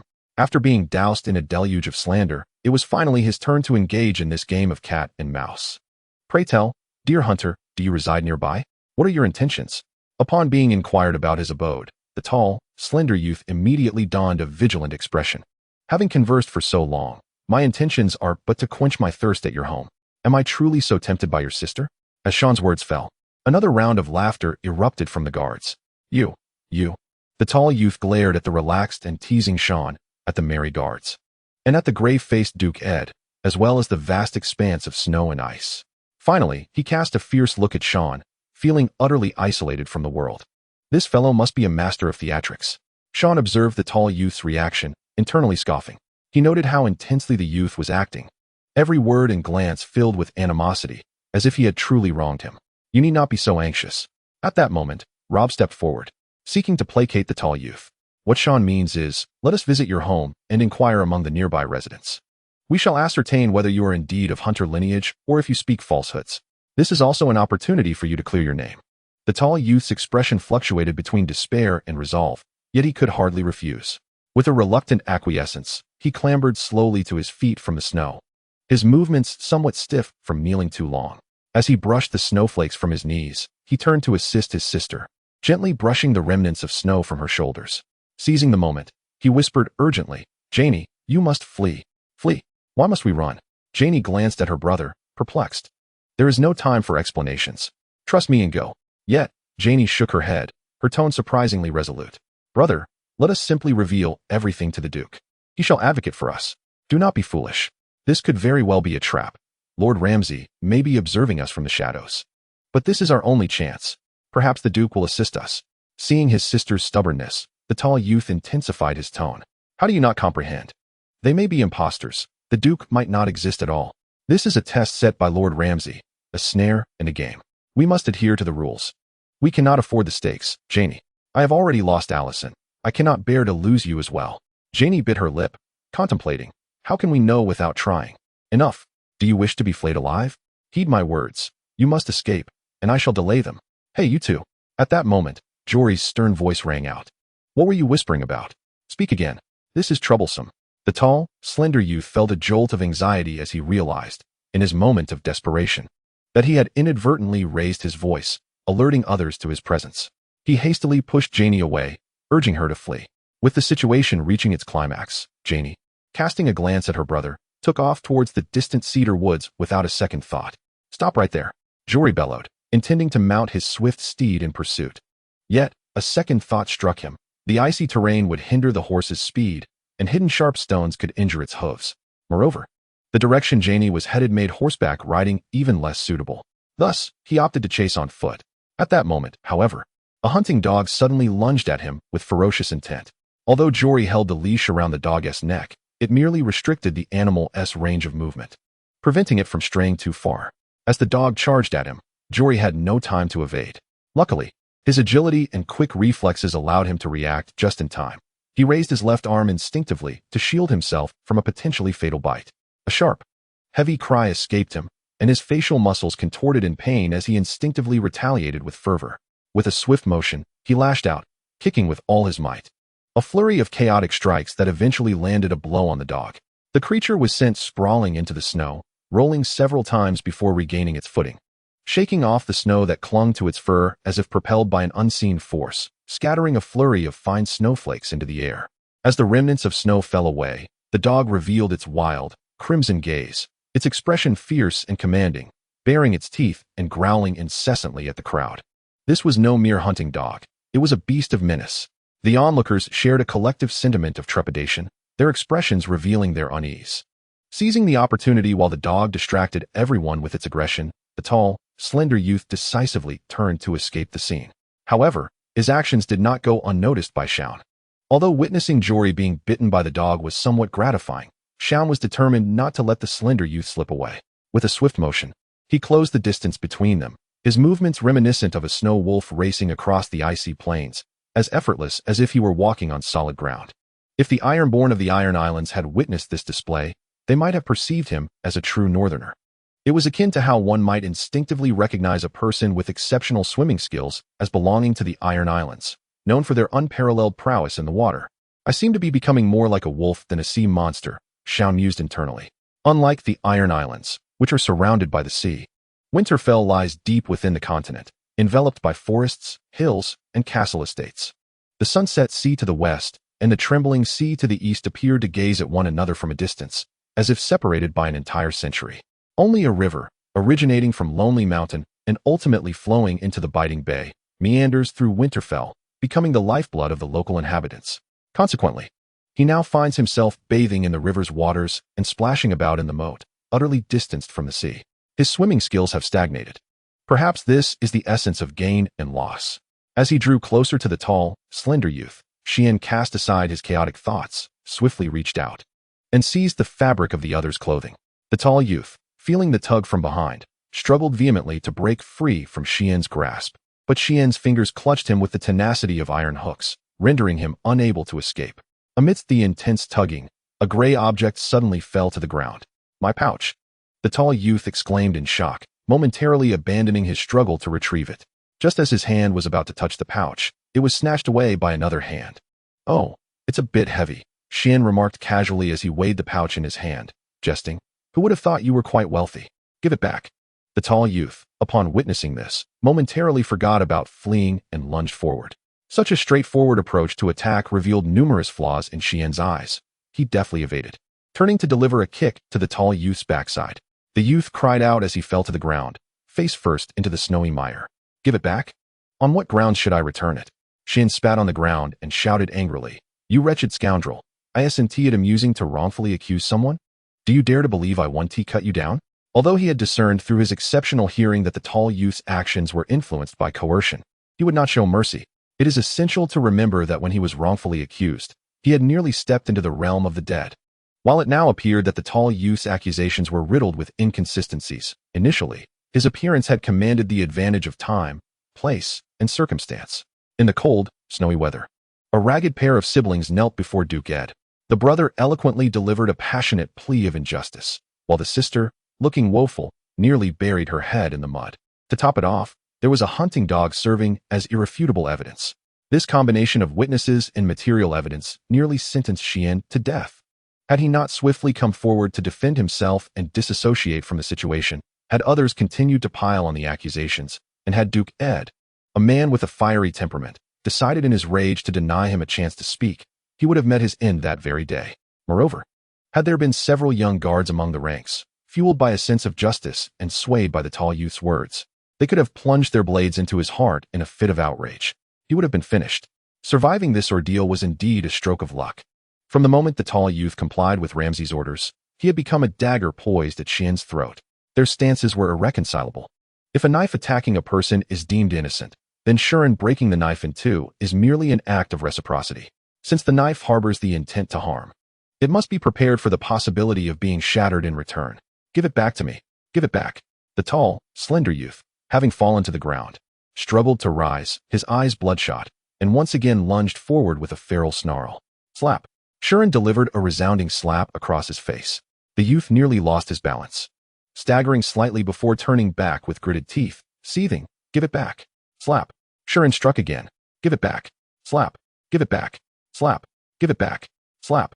After enduring several slaps, the tall youth finally subdued, recognizing the disparity in their strengths. His eyes, however, were still bloodshot as he glared fiercely at Shurin, muttering resentfully. "That is my money pouch." Slap. Without a hint of mercy, Shurin raised his hand once more, delivering another slap to the youth's face, sneering, "No. This is my money pouch." As those words left his lips, he suddenly froze. The long-forgotten notification sound echoed in his mind after an absence of 8 years. "Congratulations. Successfully seized the gray money pouch. Progress 100. Reward 1 iron coin." What is happening? Successfully seized the gray money pouch? When did I commit such an act? I never robbed him. Shurin felt compelled to clarify for himself. Taking the tall youth's money pouch was purely an act of mockery, with no intention of keeping it. After all, having been wronged moments earlier, how could he not vent his pent-up frustration? Besides, it was merely a nostalgic play on an old joke.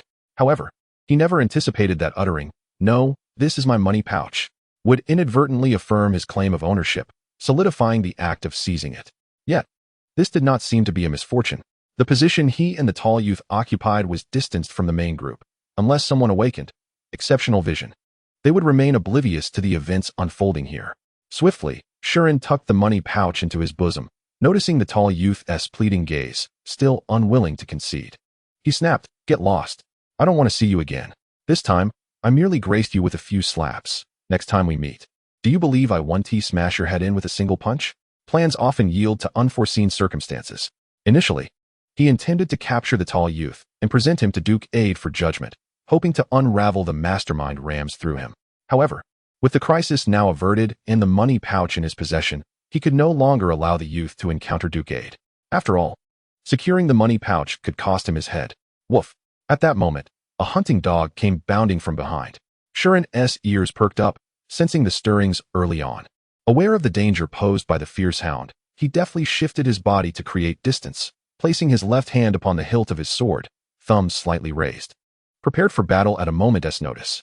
The hound did not pursue him, but instead barked a few times at the tall youth before dashing off into the woods.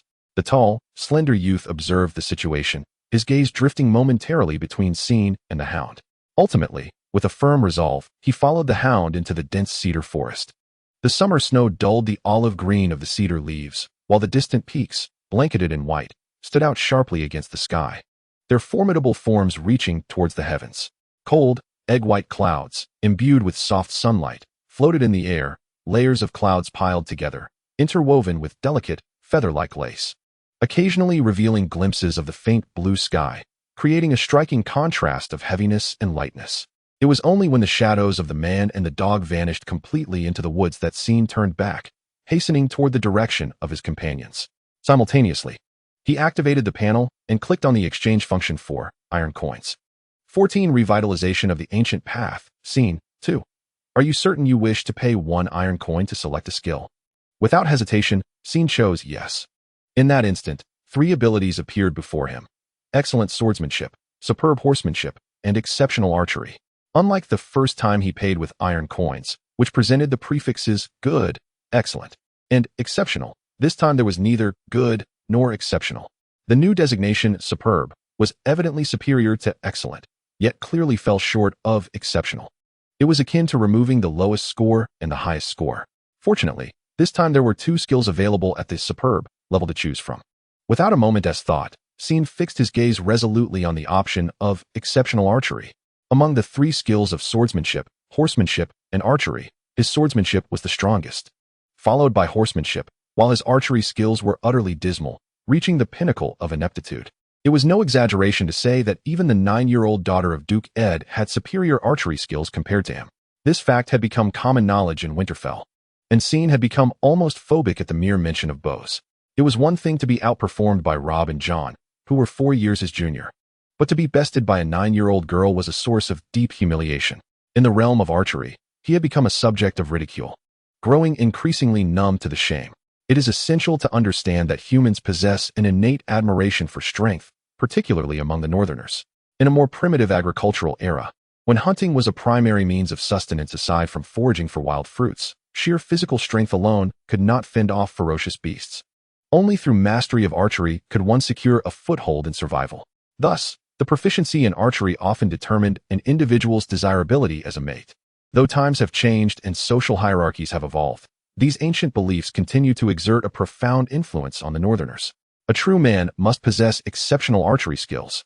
So it is decided, exceptional archery. As Scene selected the third option, The panel underwent a sudden transformation. Name: Theon Greyjoy. Abilities: exceptional hearing. Outstanding archery. Iron coins: 0. Note 1. Each act of coercion yields 1 iron coin. Note 2. Each iron coin spent allows the selection of one ability simultaneously. His body underwent a subtle transformation. Theon slowly closed his eyes, feeling as though he were bathed in the depths of the cerulean sea. A powerful force surged within him, akin to waves crashing against rocks, embodying both strength and gentleness. Each impact carried the briny essence and vastness of the deep sea, refining his physique through relentless waves, rendering it increasingly resilient and robust. As he imagined grasping a longbow, his arms outstretched, he gradually performed the motion of drawing the bow. The taut string seemed to synchronize with his heartbeat, and the enhancement of his arm strength enabled him to effortlessly wield a heavier bow, allowing for a more precise control of the arrow's trajectory. Upon reopening his eyes, the world before him appeared revitalized. Not only had his physical prowess and arm strength been fortified, but even his vision had improved. Once blurred horizons now lay vividly clear. He sprinted forward, inhaling the fresh air. His spirits lifted. Thus, he realized that outstanding archery necessitated formidable arm strength, exceptional eyesight, and acute perceptive abilities to gauge the variations in wind speed and direction. Its enhancement was not a mere figment of imagination, but rather a bolstering of all physical functions related to archery. This contrasted with exceptional hearing, which only augmented auditory perception without altering other faculties. From a mere prefix perspective, outstanding archery indeed seemed a tier below, yet in terms of value, it stood on par with exceptional hearing. As Theon ran, he reveled in the changes within his body, the rustling leaves in the wind, the soaring snow eagles high above. Even the subtle expressions on the faces of those in the distant ranks did not escape his keen gaze. However, from a distance of over 10 meters, he observed that the countenances of everyone in the group appeared unusually grave and somber, as if overshadowed by ominous clouds, suggesting an impending tempest. As his pace quickened, the oppressive atmosphere within the ranks became increasingly palpable, as if all were ensnared in the vortex of a significant event. "Theon, where are those two?" Upon seeing Theon return to the group, Jory exclaimed loudly, his left arm wounded by a hound, with 2 guards attending to a rudimentary bandage. As the captain of the Winterfell guards, he could not afford to be unarmored. Indeed, he wore a suit of chainmail. Yet the armor upon his arm had been gnawed to shreds by the hound's sharp teeth. This was not due to the hound's prowess, but rather the dire state of his armor, worn and neglected for far too long. Setting aside his loyalty to Lord Eddard, Jory led an extravagant life, frequently indulging in taverns, academies, and gambling dens. Each month, upon receiving his salary, he found himself compelled to repay the debts accrued the previous month. So much so that he could not even save enough to purchase a brand new suit of armor. Now at the age of 30, he still lacked the means to take a wife. This era starkly contrasts with Theon's previous life, where marrying and starting a family in one's teens was commonplace. Those who remained unwed by 20 were considered anxious. At 19, Theon was nearing the age when marriage anxiety began to set in. The woman had fled. And as for the man, I had taken it upon myself to teach him a lesson before letting him go, Theon replied. "What? You let him go? How could you do that? Do you even know who they are?" A sudden grinding of teeth escaped Corey, who angrily exclaimed, "You too, be gentler. Do you even know how to bandage a wound?" The 2 guards attending to Corey's injury were reprimanded, their faces expressing innocence as they responded, "Captain, please don't be agitated. Any sudden movement can aggravate the wound." Theon had already sensed something amiss within the group. From Corey's tone, it seemed the siblings held some special status, potentially connected to a conspiracy. However, since they had already been released, he could only feign ignorance and explained, "I inquired thoroughly. They are merely ordinary people, manipulated by others to slander me. I did not wish to make things difficult for them. Damn it, you should have brought them back. What right do you have to decide their fate?" Corey, exasperated, began to curse loudly. "You are nothing but a hostage, a sea monster, a brigand." "Enough, Corey." Observing Corey's increasingly harsh words, Duke Ed interrupted him, turning to Theon with a softened tone. "Theon, how did you conclude they were ordinary people?" Theon had anticipated this line of questioning, forcing a pained smile as he replied, "I learned that the instigator behind their hiring was aware of my association with House Greyjoy. They harbored deep resentment against the Ironborn due to past plundering, and upon discovering my identity, they devised a scheme to entrap me. Fortunately, my lord possesses keen insight and granted me the opportunity to defend myself. Otherwise, I might not have seen the light of tomorrow." "Humph. Those who commit wrongs must face the consequences," Jon interjected coldly from the side. Shurin has lived with us in Winterfell since childhood. How does the Ironborn's plundering of the North concern him? Robb stepped forward in defense. Faced with differing opinions from his two sons, Duke Ed remained non-committal, continuing to inquire. Then why did you let them go? By the mercy of the gods, their plot failed, and I survived. Shurin patted his chest, adopting an expression of one who had narrowly escaped disaster. Thus, I could not bring myself to harm them, for my family has already inflicted suffering upon them once. A man of House Greyjoy who heirs must not fear the bitter fruit of his actions. On our forthcoming journey, there may be others who misinterpret me, wrongly accusing me of stealing their food, of seizing their coin purses. At this point, Shurin smiled candidly, resembling a devout believer, but I shall no longer feel anger. Nor shall I worry or resist, for this is a trial set by the gods, and I willingly bear the burden to repay my family's debts. Upon hearing his words, Robb regarded him with admiration, while Jon remained dismissive. Although Duke Ed did not offer any commentary, a trace of satisfaction emerged on his ancient visage. Such recognition is indeed rare. Jon was acutely aware that Duke Ed was typically stern, his countenance perpetually serious, having endured the harsh trials of winter. With worry etched into his brow, embodying an icy depth akin to the family's treasured sword. In truth, Jon felt a considerable sense of accomplishment regarding his response. Not only had he earned the Duke's approval, but he had also justified his own actions. After all, he had just seized the purse of the tall, slender youth. Should anyone later accuse him of theft, the Duke's initial reaction would likely not be one of doubt, but rather an instinctive association. Could this be yet another instance of someone deliberately slandering Jon? To be prudent, he planned to remove the money from the purse and dispose of the bag shortly. The other guards displayed little emotional fluctuation, akin to spectators at a puppet show, cursing during the performance but dispersing once it concluded. Nonetheless, each of them held a slightly altered perception of Jon. At least this sea monster was not as vile as those outside. In fact, upon seeing the tall youth flee, several guards considered pursuing him. But Jon had already charged ahead, prompting them to naturally abandon the chase. After all, in their eyes, Jon, being wronged, would undoubtedly harbor the greatest animosity towards the slender youth and would certainly succeed in apprehending him. They were disinclined to intervene. The outcome, however, was somewhat unexpected. Upon learning the details, Jon chose to show mercy. This group of guards, who harbored a strong disdain for evil, held significant prejudice against the sea monsters of the Iron Islands. Nevertheless, Jon's actions stirred a flicker of compassion within them. Only Jory remained skeptical of Jon's words, exclaiming loudly, "Anyone can spout pretty words, Jon. Be honest, are you in league with the Bolton family, thus deliberately letting that pair of siblings go?" The Bolton family? Jon was taken aback. When had he ever intersected with them? The Boltons were nobles residing in Harrenhal and were among those scheduled for visitation during this journey. According to the map, they were to travel along the Weeping River, reaching Harrenhal in approximately half a day. Could that pair of siblings be connected to the Bolton family? "I do not know any members of the Bolton family," Jon confessed candidly. "Then tell me, what were the last words of that tall, slender youth?"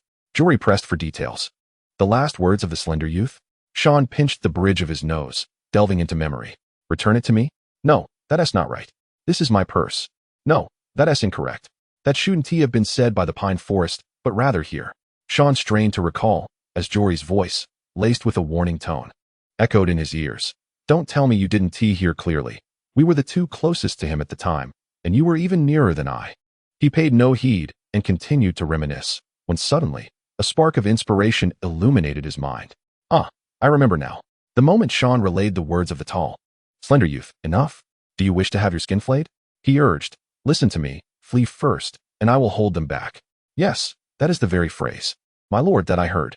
Jory gazed at Duke Ed, his expression a tumult of excitement, terror, and even fury. "I indeed heard them mention skinning, which compelled me to pursue them, but who could have known I would be bitten by that vile hound? Damn them, they are utterly despicable." "What relevance does this have with House Bolton?"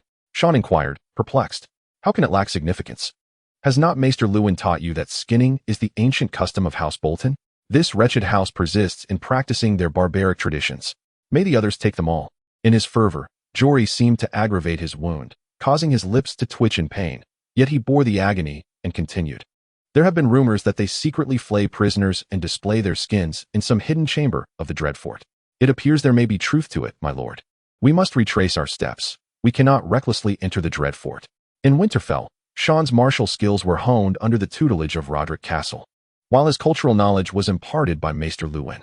The noble houses of the Seven Kingdoms, their legendary figures and deeds, the family mottos, their sigils, and the current heads of these houses were essential knowledge for every noble scion, enabling amicable interactions with their peers. Without awareness of another's family history and taboos, one risks creating misunderstandings and offenses rather than fostering friendships. Thus, Sean devoted himself to the study of culture. He meticulously recalled the information regarding House Bolton from his studies. House Bolton is one of the oldest and most powerful noble families in the North, and it is equally the most infamous, without exception. They once held kingship. Although at that time the North was not part of the Seven Kingdoms, with House Stark being the rightful rulers of the North. For millennia, these two families have been in conflict, with House Bolton even managing to defeat House Stark on several occasions, cruelly flaying some Stark lords and displaying their skins upon the battlements of the Dreadfort. Thus, the tradition of skinning imbues the name Bolton with an aura of malevolence.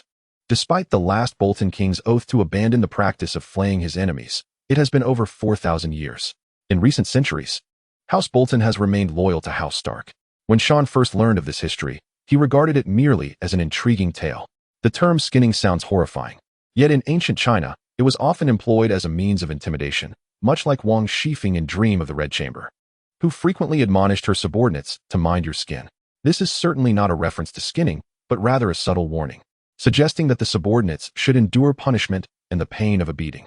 Thus, when the tall, lean youth mentioned skinning, Sean did not give it much thought, assuming it was merely a scare tactic that would result in nothing more than a brutal thrashing. However, according to Jory's account, this skinning likely referred to its literal meaning. It is no wonder that the atmosphere within the group felt somewhat unsettling. It was only then that Sean realized if the Bolton family still practiced the ancient rite of skinning, their journey would indeed be perilous. No one wishes to share the company of a skinning monster, even if this creature had been subdued for centuries. Yet, one could never know when it might reveal its true nature. They could not afford to take risks, especially not with Duke Ed and young Lord Robb. Previously, Jory's words were merely one perspective, subject to misinterpretation, but now, with Sean's corroboration, it had become a nearly indisputable fact. The atmosphere within the group grew increasingly oppressive. With all eyes anxiously fixed upon Duke Ed, "Jory, you and the others stay here and rest," Duke Ed commanded after a moment of silence, turning to his son, Jon. "Robb, and Sean, the three of you come with me." Had they failed? In a thicket within the pine forest, 3 hunting dogs circled restlessly on guard. Ramsay was chewing on sour leaves, his piercing gaze scrutinizing the 2 siblings kneeling before him. The sour leaves exuded a crimson juice that stained his plump lips, rendering him a grotesque figure reminiscent of a creature that devours its prey alive. "You cannot even handle such a trivial matter. What use are you to me?" Ramsay sneered, calling out names: Mason, Jane, and Allison. Woof, woof, woof. With each name uttered, a hound barked, seemingly waiting for its master's command to pounce upon its quarry. "No. Lord Ramsay, please forgive me. Lord Ramsay, please forgive me." The tall, lean youth turned pale with fear, apologizing profusely as he bowed, his body trembling like a leaf in autumn's chill, appearing utterly fragile. "Alas, I am a kind-hearted lord, always generous, but your utter uselessness is inexcusable." Ramsay crouched before the youth, slapping his face. "Even if I were to feed you to the dogs, my girls would find it unpalatable." "Yes, yes, yes."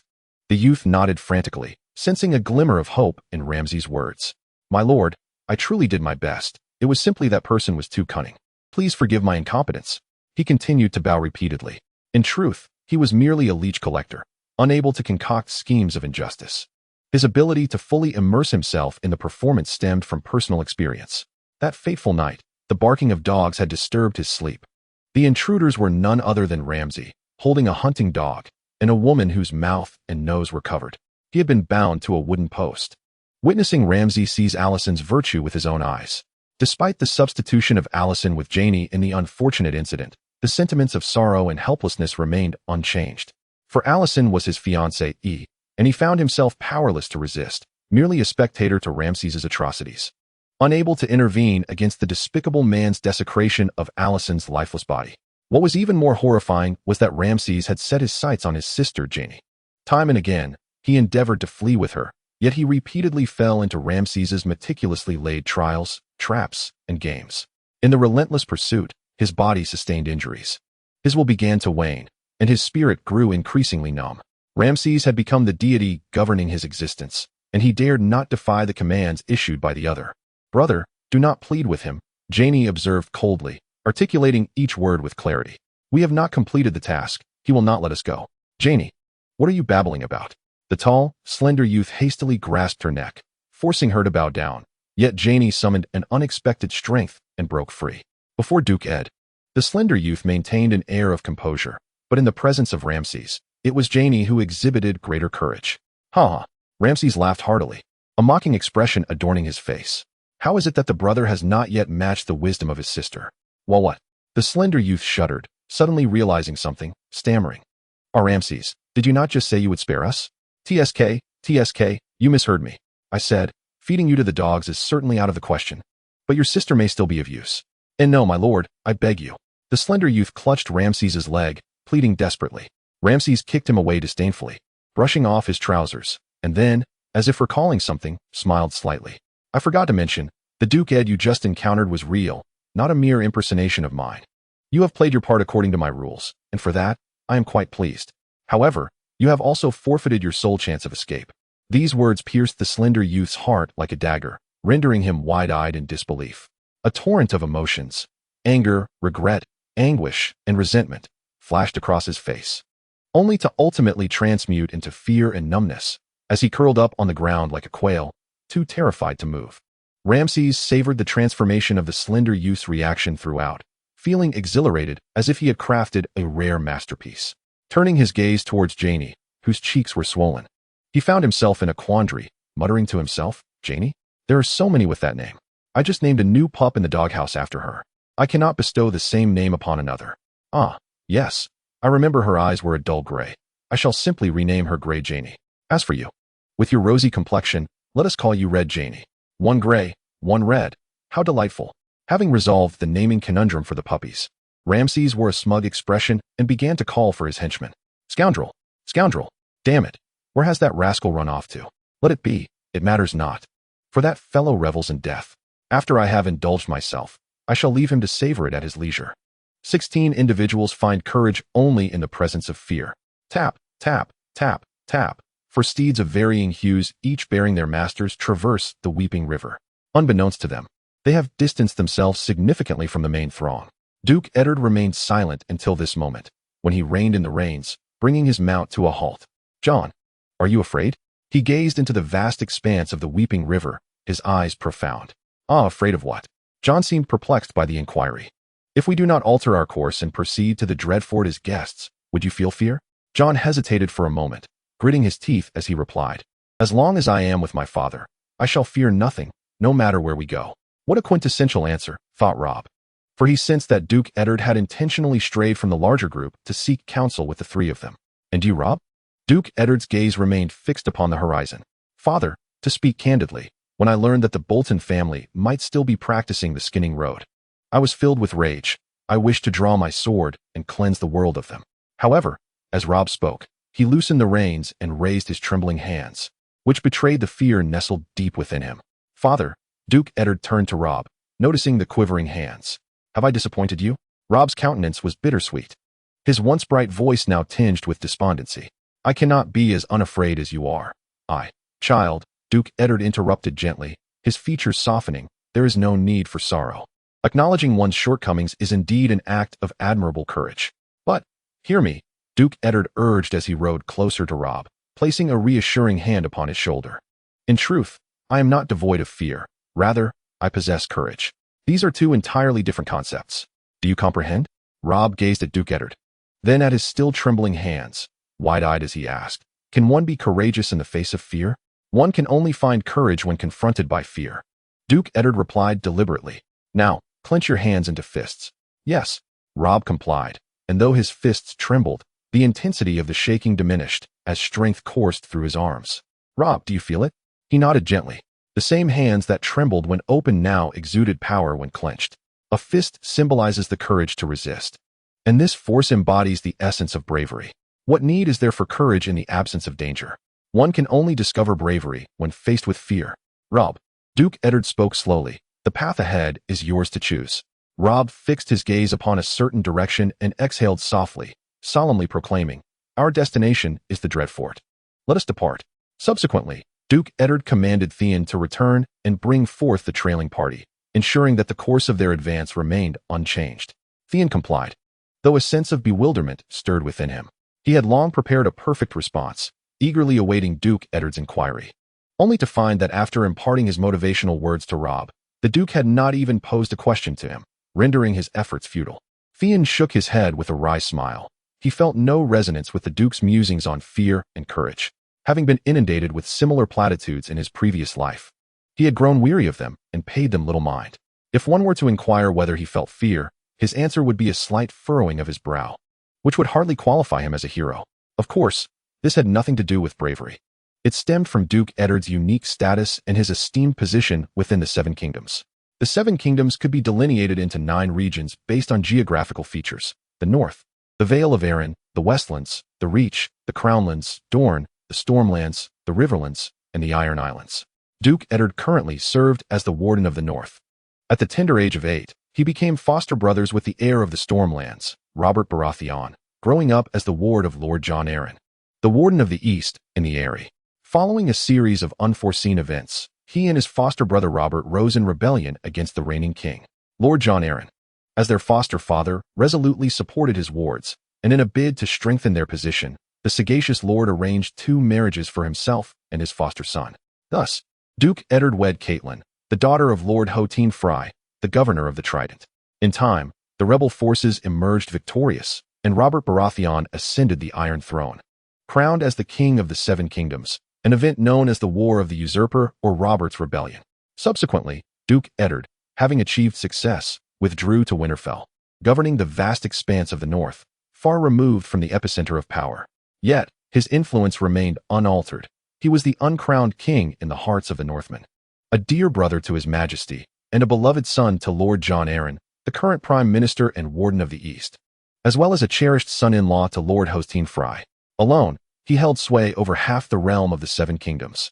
Furthermore, he was also the esteemed foster father of Theon Greyjoy, the heir of the Iron Islands. Such a deeply entrenched web of relationships rendered Duke Eddard nearly invulnerable. Should the Lord of the Dreadfort ever contemplate harming even a hair on Duke Eddard's head, King Robert upon the Iron Throne would undoubtedly rally all noble lords across the realm to besiege the Dreadfort, ensuring their utter annihilation. Theon held this conviction firmly, for the Iron Islands had narrowly escaped destruction. Reflecting on the matter, he increasingly believed that King Balon's intellect might be somewhat lacking. The Baratheon dynasty had been established for precisely 15 years, while King Balon had instigated his rebellion 9 years prior. In other words, the Greyjoy rebellion transpired during the 6th year of the Baratheon dynasty. What sheer folly it takes to commit such a blundering act.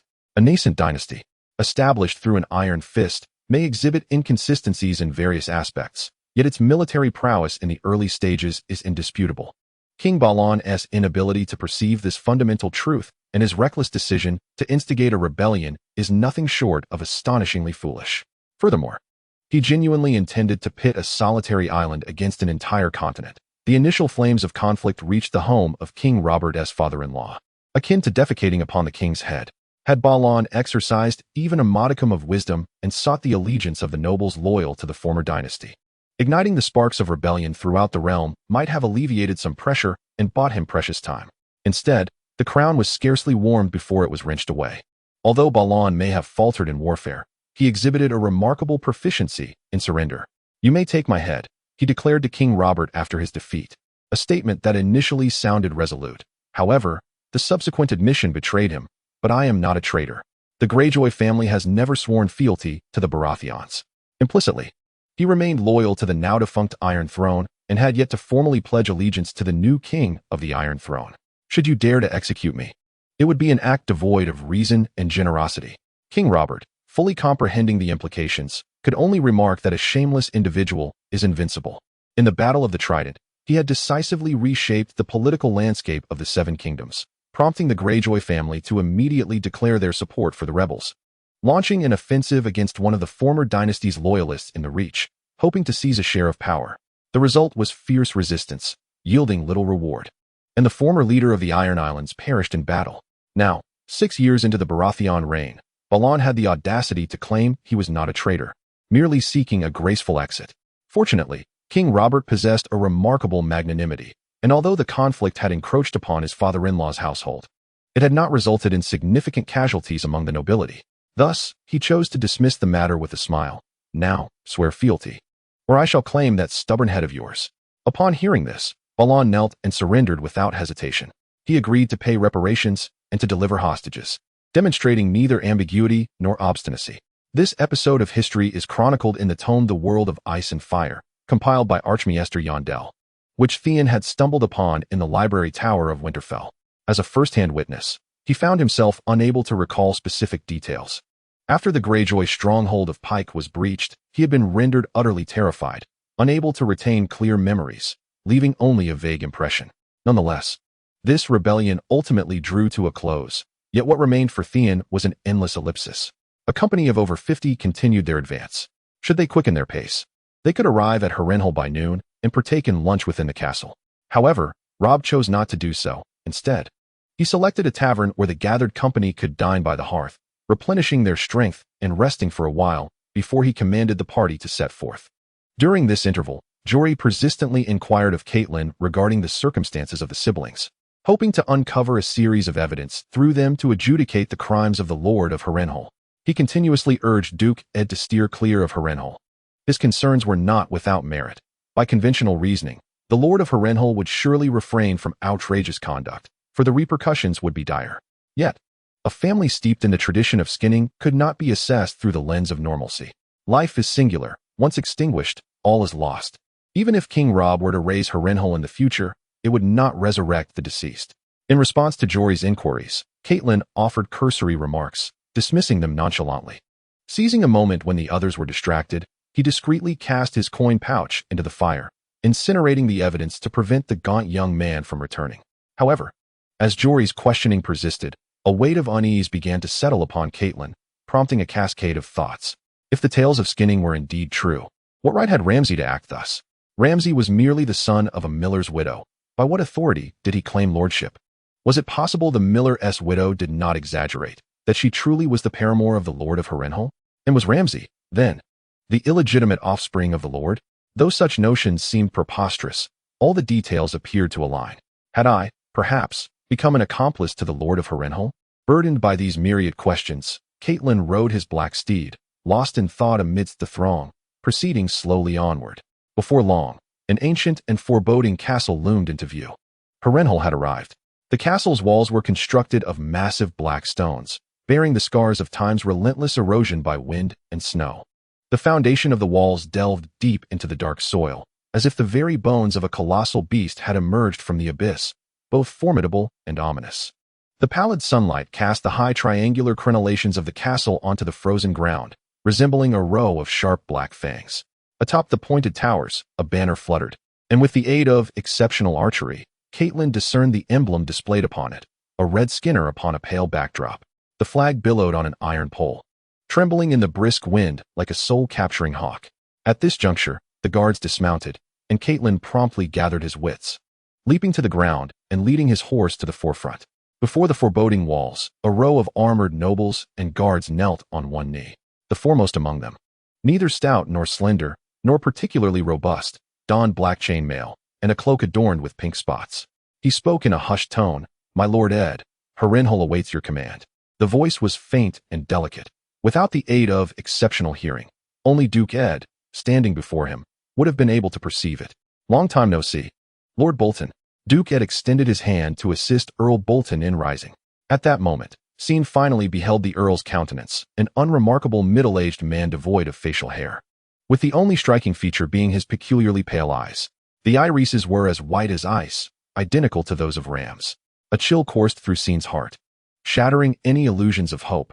A surge of expletives bubbled within him. The widow of the miller had caused considerable harm. As the Earl's mistress, why did she not disclose this earlier? Let the others capture you. Scene felt a weight of frustration. He had met the miller's widow under the moonlight and entangled himself in her embrace, believing it to be a pure transaction of love, a mutual arrangement between consenting adults. Who could have foreseen that it would unfold into a cautionary tale of foraging wildflowers by the roadside? The blooms of Winterfell demand coin, while the wildflowers of Terror Castle demand a life. One word, absolute. Amidst these errant thoughts, a flicker of hope ignited within him. He was unwilling to share a bond with the Earl of Terror Castle. Empathizing with the widow, She too would not wish for the Earl to discover the truth. If word got out about her infidelity, none would enjoy peaceful days thereafter. Thus, the Earl of Terror Castle should remain blissfully ignorant. Once this journey concluded, he would return to Winterfell, where he could soar freely, untethered by the mountains and rivers, and even if the Earl were to learn, he would be powerless against him. No problem, no problem. Scene gradually calmed his tumultuous heart. In truth, having dallied with the Earl's mistress was not such a grave matter, after all. He had not bedded the Earl's legitimate wife. However, throughout this journey, driven by Jory's embellishments, the Earl of Terror Castle had morphed into a selfish, ruthless fiend. A bloodthirsty demon who would resort to flaying the skin off those who displeased him, hanging their severed heads as trophies. In light of this, to claim that Scene felt no twinge of guilt or anxiety would be sheer self-deception. At this juncture, Duke Ed and Earl Bolton had exchanged pleasantries, and the prominent figures among them were introduced. Earl Bolton graciously ushered the group into the castle for rest, warm and courteous, even mentioning a belated luncheon prepared in the hall. His benevolent demeanor was utterly incongruous with that of a ruthless fiend. Jory had seemingly exaggerated. Scene felt a slight easing of his worries as he followed the others through the castle gates, when suddenly his footsteps faltered, his face turning ashen. Robb, accompanying him, instinctively slowed his pace and wrinkled his nose. Scene, do you detect an odd odor reminiscent of rotten eggs? Indeed, he had noticed the stench of rotten eggs, having encountered it twice that morning. Scene longed to voice this thought, yet his voice failed him. There could be no mistake. That foul creature was nearby. Why has he come here, seemingly without reason? What is his purpose? What can he possibly achieve? Surely, he is here to report. Sean distinctly remembers how the widow of the miller had commanded the scoundrel with an air of authority befitting a mistress of the house. Could she truly be so foolish as to lose control over the scoundrel's actions? Allowing him to wander freely to Terror Keep to spill secrets is utterly incomprehensible. Unless, of course, the miller's widow considers the scoundrel one of her own and thus trusts him implicitly. Yet, in reality, the scoundrel serves as an informant for the Count of Terror Keep. Lost in thought, Sean suddenly spotted the scoundrel's figure, having approached Count Bolton. Murmuring under his breath while scanning the surroundings, inadvertently locking eyes with Sean. It is he indeed. With his remarkable hearing, Sean caught the scoundrel's faint whispers. Just then, Count Bolton's pale eyes turned towards him, appearing colder and more indifferent than Ramsay's. A chilling sensation crept silently from his feet upwards. Slowly, Sean turned to gaze at Robb's face, posing a question he had never contemplated before. Robb, can one truly be brave in the face of fear? What troubles you? Sean, Robb inquired, studying his friend with curiosity. You usually wear a smile from dawn till dusk, as if the world holds nothing but the secrets of joy. Do you experience fear too? Are you not afraid? Sean gently countered. Robb shrugged, admitting that he had felt a twinge of fear before arriving. But now that he was here, there was nothing to fear. His demeanor was relaxed, not a pretense, for he had never felt the need to feign. Sean thought Robb to be the type who remains unassuming until the moment demands his strength. With this realization, he let out a relieved smile. Since they were here, they might as well find peace. Whatever challenges may come, he would face them. Smiling was futile, and fear was pointless. Why show weakness before the enemy? With a slight curve of his lips, he feigned nonchalance and walked with the others through the courtyard, entering a dimly lit hall. On either side of the hall, rows of torches burned weakly, their holders fashioned from human bones. A dozen spear-wielding guards clad in fur cloaks stood watch by the entrance and the stairs leading to the upper levels. Smooth slate floors were lined with long tables. One on the dais, three near the entrance, all adorned with platters, covered dishes to keep the food warm, and even wine jugs wrapped in thick cloth. Clearly, Count Bolton had prepared a lavish lunch for them, though they had arrived late. Lord Ed, would you prefer white wine or red? Count Luce Bolton inquired softly, addressing Duke Ed's preferences as the guests settled into their seats, beginning to partake in the somewhat cold fare laid before them. During the meal, an unusual tranquility enveloped the hall. Aside from the sounds of dining, there was scarcely any loud chatter. Theon noticed the absence of even a bard plucking at a harp. At the table atop the dais sat Robb on one side and Jon on the other, with Captain Jory Castle and the bannerman Harris Mallory further along. Opposite them were the somber figures of the highborn from the Dreadfort, each one taciturn and seemingly indifferent, quietly chewing their food. Those at Theon's table appeared particularly reserved. Having already dined in the tavern, they were not hungry, and the chilly, dim atmosphere of the hall left little appetite. Theon sliced a piece of barley bread, dipped it in salt, and took a bite, savoring the moment as a sense of safety washed over him. Westeros boasts a time-honored tradition of guest right, a sacred law upheld by the Seven Kingdoms. regardless of whether one is a commoner or a noble. When a guest arrives under the host's roof and partakes of bread and salt offered by the host, the guest right is invoked. During the duration of the visit, neither party may harm the other. To violate this sacred law is to offend both old and new gods alike. In essence, having tasted the food here, Theon had become a distinguished guest of the castle. Even if Lord Bolton harbored grievances against him, he could not inflict harm. After all, murder is a trivial matter compared to the disgrace it would bring. Once guest right is breached, not only would other noble lords take action, but even Lord Bolton's own men would likely feel ashamed to associate with him and would seek allegiance elsewhere. Thus, it was only from this moment forward that Theon truly felt secure. He slurped a hearty spoonful of carrot and pea soup, then savored a piece of roasted beefsteak, which was rich and juicy, though slightly cool, yet far superior in quality to the fare from the tavern. He also sampled cream herring, crispy, greasy bacon, lamb sausage, and roasted swan. Jon, Jory, and the others observed Theon indulging heartily and with great pleasure, secretly astonished, as they themselves had merely nibbled at some bread and lost their appetite entirely after the establishment of guest right. Lord Eddard, would you prefer white wine or red? Lord Bolton inquired again. His voice was so soft that Duke Eddard did not immediately register the question. White wine, I suppose, Duke Eddard pondered, initially inclined toward water, but he felt it impolite to decline the host's generous offer. Soon, a maid poured crisp white wine into his cup. After taking a small sip, Duke Eddard proceeded to the matter at hand.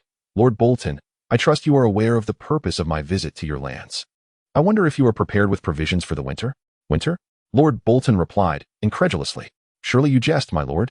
Lord Bolton gently swirled the contents of his glass, a faint smile gracing his lips. It was the height of summer, and there was no need for concern. He could save provisions when the scholars of Winterfell heralded the arrival of autumn. My perspective diverges from yours, Duke Eddard remarked, casting a glance at Lord Bolton. This summer has lingered for 9 years, and we are swiftly approaching the 10th. Following this extended summer, a far longer winter is inevitable. The Night's Watch has reported 3 deserters thus far, and their patrols have suffered grievous losses. Their ranks have dwindled to fewer than 1,000. Yet they must defend a wall stretching 300 miles. All signs indicate that this year is unlike any other. Your Grace, you are overly concerned, Lord Bolton retorted dismissively, his tone soft and measured. In my childhood, my wet nurse told me that if ever mankind could coexist harmoniously, observing propriety and kindness, the gods would grant us an endless summer. Perhaps we Northerners, under your esteemed leadership, shall rise to the occasion, and the fabled eternal summer has indeed arrived. This jesting tone, coupled with his obsequious remarks, might have elicited laughter and acceptance from another. Yet Duke Eddard remained unmoved, counseled gravely, my lord. You cannot be so naïve as to believe such notions. The days are indeed shortening, and that is an undeniable truth. Summer's end is imminent, and we must prepare in advance. Each lord harbored a different attitude towards the impending winter, and Duke Eddard tirelessly articulated the horrors of the season. Lord Bolton's casual dismissal of winter was not particularly egregious. Theon vaguely recalled that Lady Baelish of the Barrowton was the most arrogant and obstinate, often quarreling with Duke Eddard. At one banquet, she had even arranged for Jon to sit at the table of guards, despite Robb's insistence that they regularly dined together. Yet, Lady Baelish stubbornly asserted that she would never share a table with a bastard. It is worth noting that bastards are not all treated equally. Jon, as the Duke's illegitimate son, resided in Winterfell and received treatment akin to that of the Duke's legitimate offspring, a clear indication of his value. Lady Baelish had the audacity to refer to Jon as a bastard in the presence of Duke Eddard, a blatant affront. Robb had turned crimson with anger, and the banquet had ended on an unpleasant note. Lord Bolton, however, displayed a far greater understanding of propriety. My lord, I assure you, I have made the necessary preparations, he said, his voice lowering as he raised his empty wine glass. A serving girl promptly approached to refill it. Lord Bolton drank a spiced sweet wine, a cloying and pungent aroma wafting across the long table, causing discomfort among those from Winterfell, while the folk from Harrenhal appeared unfazed. My Lord Eddard, you have surveyed my lands. What is your assessment? Whether the farmer toils diligently, the blacksmith hammers with intent, the fisherman focuses on his catch, or the bricklayer labors earnestly. If they are all willing to work diligently during the summer, then enduring the winter should pose no challenge. This sentiment left Duke Ed speechless. He had inspected the region around the Weeping River, where the common folk were industrious and law-abiding. In the vast north, it was unlikely to find another domain like it. Even in Winterfell, under his governance, theft occasionally occurred, and disputes among neighbors were unavoidable.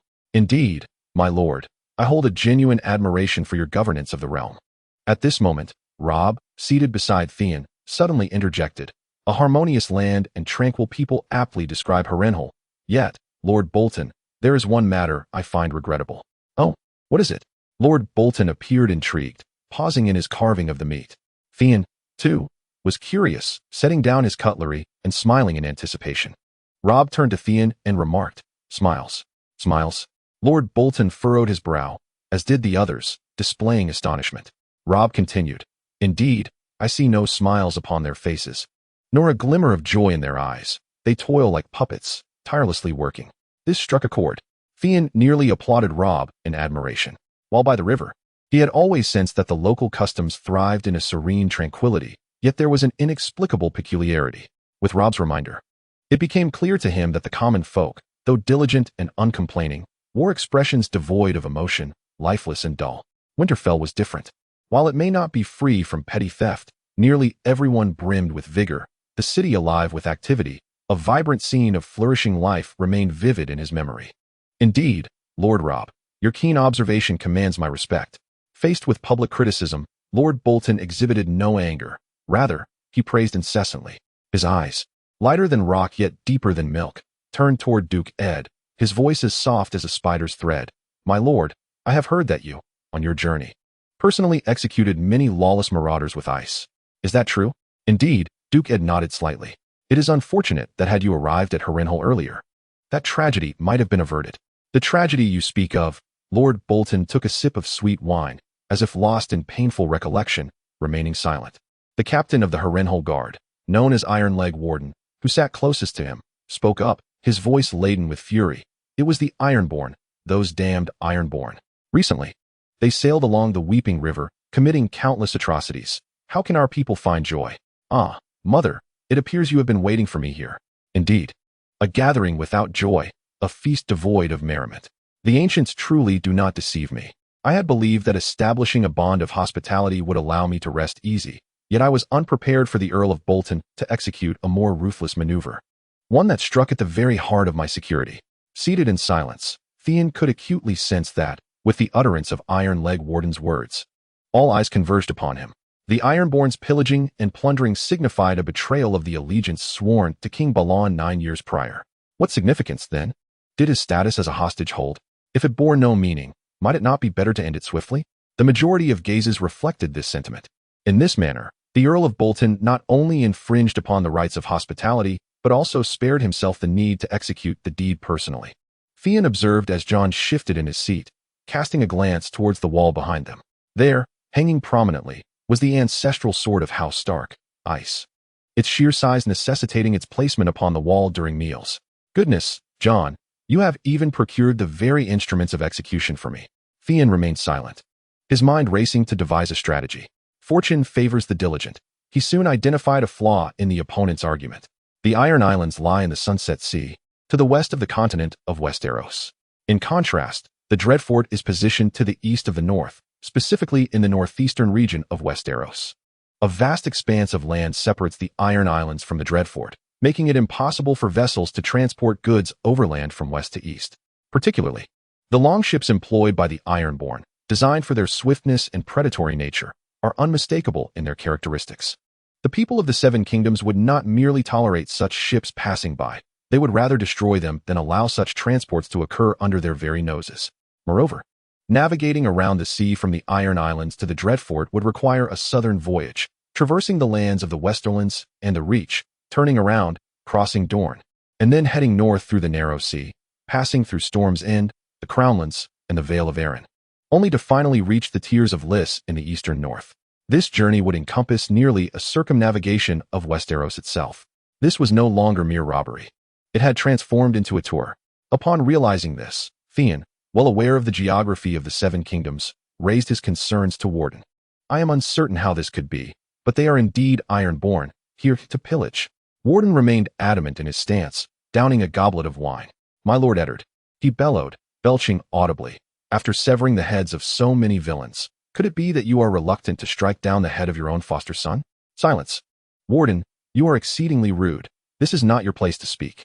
Before Eddard could respond, The Earl of Bolton chastised Warden, then turned to Eddard with a smile. He is a brutish soldier, prone to uttering whatever comes to his mind. I beg you, do not take offense. Simply drink, drink. As he spoke, he gestured for a serving girl to refill the Duke's cup. I am not speaking in jest. Warden's voice resonated, as though he had indulged a bit too much. I still recall the appearance of the longship, its prow adorned with a statue of a black iron maiden, one arm outstretched, her flowing black hair billowing behind her. Yet she possessed no mouth. Indeed, the hull was a deep crimson, while the sails were as dark as midnight. As Warden described it, an image of the vessel began to materialize in Theon's mind, leading him to ponder the identity of its owner. Euron Greyjoy, his unscrupulous uncle, the younger brother of King Balon. That red ship was none other than his uncle's personal longship, the Silence. Theon cursed under his breath. It was highly improbable that ordinary Ironborn would navigate a wide detour to raid the Tyr River, but his uncle Euron, however, was known to seize opportunities for mischief. A year prior, King Balon had publicly proclaimed Euron's exile from the Iron Islands, and had even penned a letter to him. Balon rarely corresponded with Euron. When he did, the tone was often abrupt and nonsensical. For instance, in one letter, he mentioned that Theon's fourth uncle had been swept into the sea during a storm, but was later returned to shore, only to take up the cloth. That was the extent of it. On another occasion, he simply noted that Theon's third uncle's salt wife had perished. In the letter from a year ago, Balon had vehemently accused Euron of misconduct and grave errors, declaring that during his lifetime, Euron was forbidden from returning to the Iron Islands, or he would face execution. The king's fury practically seeped through the words. However, the specifics of Euron's alleged transgressions were not disclosed, rendering the correspondence somewhat enigmatic. Without a doubt, Euron, having been banished by Balon, became a rootless wanderer, free to roam wherever he pleased, transforming into a pirate of the seas, capable of plundering at will, including the ominous castle of Harrenhal. My lord, that is Euron Greyjoy's Silence. Jory suddenly recalled something and exclaimed. Having participated in the rebellion 9 years prior, he was well acquainted with the distinctive vessels of the Iron Islands. After listening to Warden's description, he swiftly deduced the truth. Indeed, who else could it be but the Crow's Eye? A high-ranking member of Harrenhal remarked with disdain. Balon is mad, Euron too, but Euron is even more deranged than the both of them. Another high-ranking official sighed deeply, his expression filled with sorrow, adding, Our subjects at Harrenhal are pitifully subjected to the ravages of that band of lunatics. Whenever I think of this, it feels as though my heart is pierced by a knife. Humph, what good is your lamentation? Let me say this. Every last one of the Ironborn deserves to perish. Until they are all exterminated, my hatred shall not abate. What? You wish to slay an Ironborn? It would be quite simple. We have one seated right across from us. Go ahead and kill him. Hold your tongue, hound. That fellow is the Duke's foster son. Even if Daemon had 100 lives, he would not dare raise a hand against him. Moreover, he has dined at our table. He is a guest of Harrenhal, and we cannot harm a guest. For that is a sacred law upheld for millennia. What a ridiculous law. When the robbers committed murder and arson, we were unable to arrive in time to intervene. And now that they have breached the castle, we are expected to provide them with hospitality? Why should we? From this day forth, I, Daemon, shall no longer be associated with the terrifying fortress. All my actions shall be disconnected from it. With that declaration, the man named Daemon abruptly rose, drew his longsword, and shouted in fury, Take care of my family for me. He then charged forward, intent on attacking. The two individuals seated beside Daemon swiftly stood up, each restraining one of his hands, promptly disarming him and pinning him firmly to his seat. One of them urged, Do not be reckless. Duke Ed is watching. Just because you claim to no longer belong to the terrifying fortress, does that make it so? Indeed. The other continued to reason. It may be fine for you to seek your own demise, but that Theon is the adopted son of Duke Ed. While your desire for vengeance may be satisfied by a single blow, have we not suffered greatly because of your actions, Lord Bolton?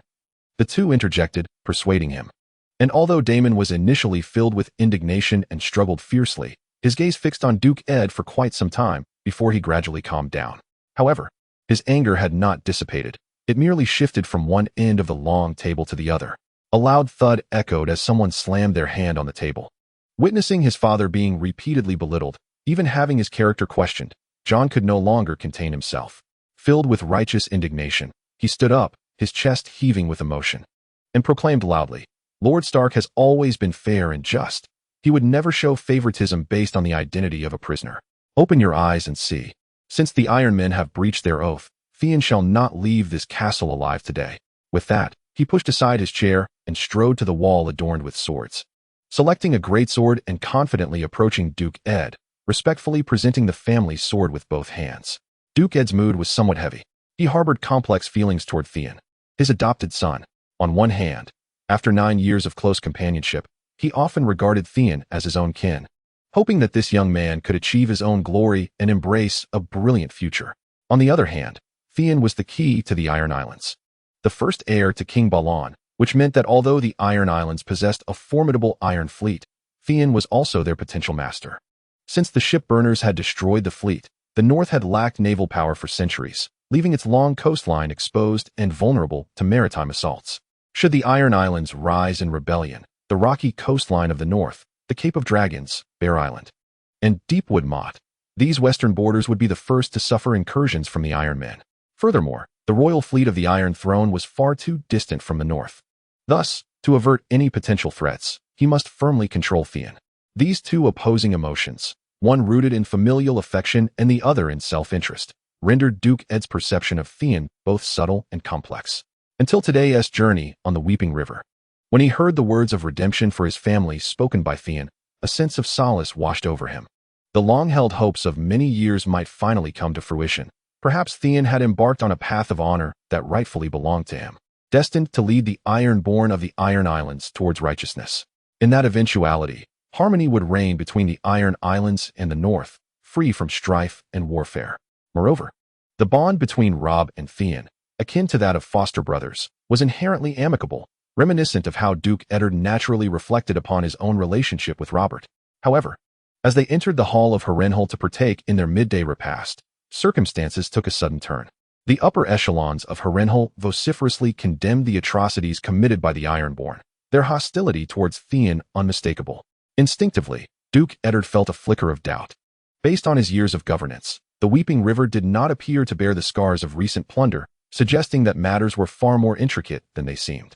Yet, he was acutely aware that, as a lord, fabricating narratives within one's own domain was a trivial endeavor. A single luncheon was ample time for Lord Bolton's subordinates to forge evidence, orchestrate witnesses, and conspire a series of testimonies. Eddard could not comprehend Lord Bolton's motives for such actions, yet at this juncture, contemplating them was futile. Much like the question of whether the Silence had truly raided the Weeping River, it had become irrelevant. The pressing concern was how Theon would defend himself. In this regard, Theon found himself helpless, for instinct and experience paled in significance against tangible evidence. This had always been Eddard's guiding principle. He sought to act with fairness and justice, though he recognized that others might not share the same ethos. With this thought, Duke Eddard gestured subtly for Jon to step aside, his gaze penetrating as he looked at his foster son. "Theon, do you have anything to say?" "Yes, my lord," Theon replied, feeling a sense of relief. Observing the Highborn of Harrenhal enact a theatrical display of scorn and derision, he noted that Jon Snow, unable to contain his indignation, had offered up the ancestral sword, demanding execution. The atmosphere had escalated to such a degree that Eddard's willingness to provide Theon an opportunity to speak genuinely moved him. With no time for reflection, Theon spoke earnestly. "Euron Greyjoy was expelled from the island a year ago. His actions do not represent the Iron Islands, nor do they bear any connection to them. Even if someone were to sever his head and display it upon the castle walls, the Iron Islands would not retaliate. Whether Euron had indeed plundered the Weeping River was beyond his knowledge, and he could not exonerate his uncle from suspicion. All he could do was sever ties with Euron and effectuate a complete disassociation. To survive, he would not only draw lines of distinction, but, if necessary, would even betray familial bonds. After all, in his limited recollections, this uncle had never been a virtuous man. Indeed, one could argue that his entire family was comprised of nefarious characters, with not a single virtuous soul among them. Upon hearing these words, the Highborn of Harrenhal exchanged glances, murmuring amongst themselves, momentarily at a loss for rebuttal. Suddenly, a nonsensical laughter erupted from the crowd, accompanied by the sound of drunken belching. It was none other than Ironleg Walton, the captain of the terrifying fortress guard, his face flushed from intoxication as he urged the maidservant to refill his cup, exclaiming, "The sea monsters have come forth on their own. One expelled today, another tomorrow, huh? As long as we, the people of the North, endure, it won't be long before these sea monsters become free pirates, setting fire and plundering at will." Indeed, the higher-ups of the terrifying fortress were once again stirred. "Those damned sea monsters must be testing our limits. If no one speaks up, they will only grow bolder." One declared. "Well said. We must slay a sea monster to show our stance, to let the others know our might. The atmosphere grew increasingly heated as the crowd exchanged fervent remarks. Although their arguments were somewhat contrived, it was evident to Scene that while the incident involving Yoren's plunder of Tyr River might be a fabrication, their animosity towards the sea monsters was utterly genuine. Clearing his throat to silence the chatter, he spoke. My lord, King Balon once penned a letter to me, stating that Yoren had committed a grave error, which led to his exile overseas. If he dares return to the Iron Islands, even bearing the disgrace of kinslaying, King Balon will not hesitate to execute him. These facts are clearly inscribed on parchment with a quill, devoid of any ambiguity regarding the matter of exile. Oh, then what? Pray tell, was his transgression? Lord Bolton, who had been silent for a while, suddenly inquired, as if recalling something. He then gestured towards the ripe fruit on the platter.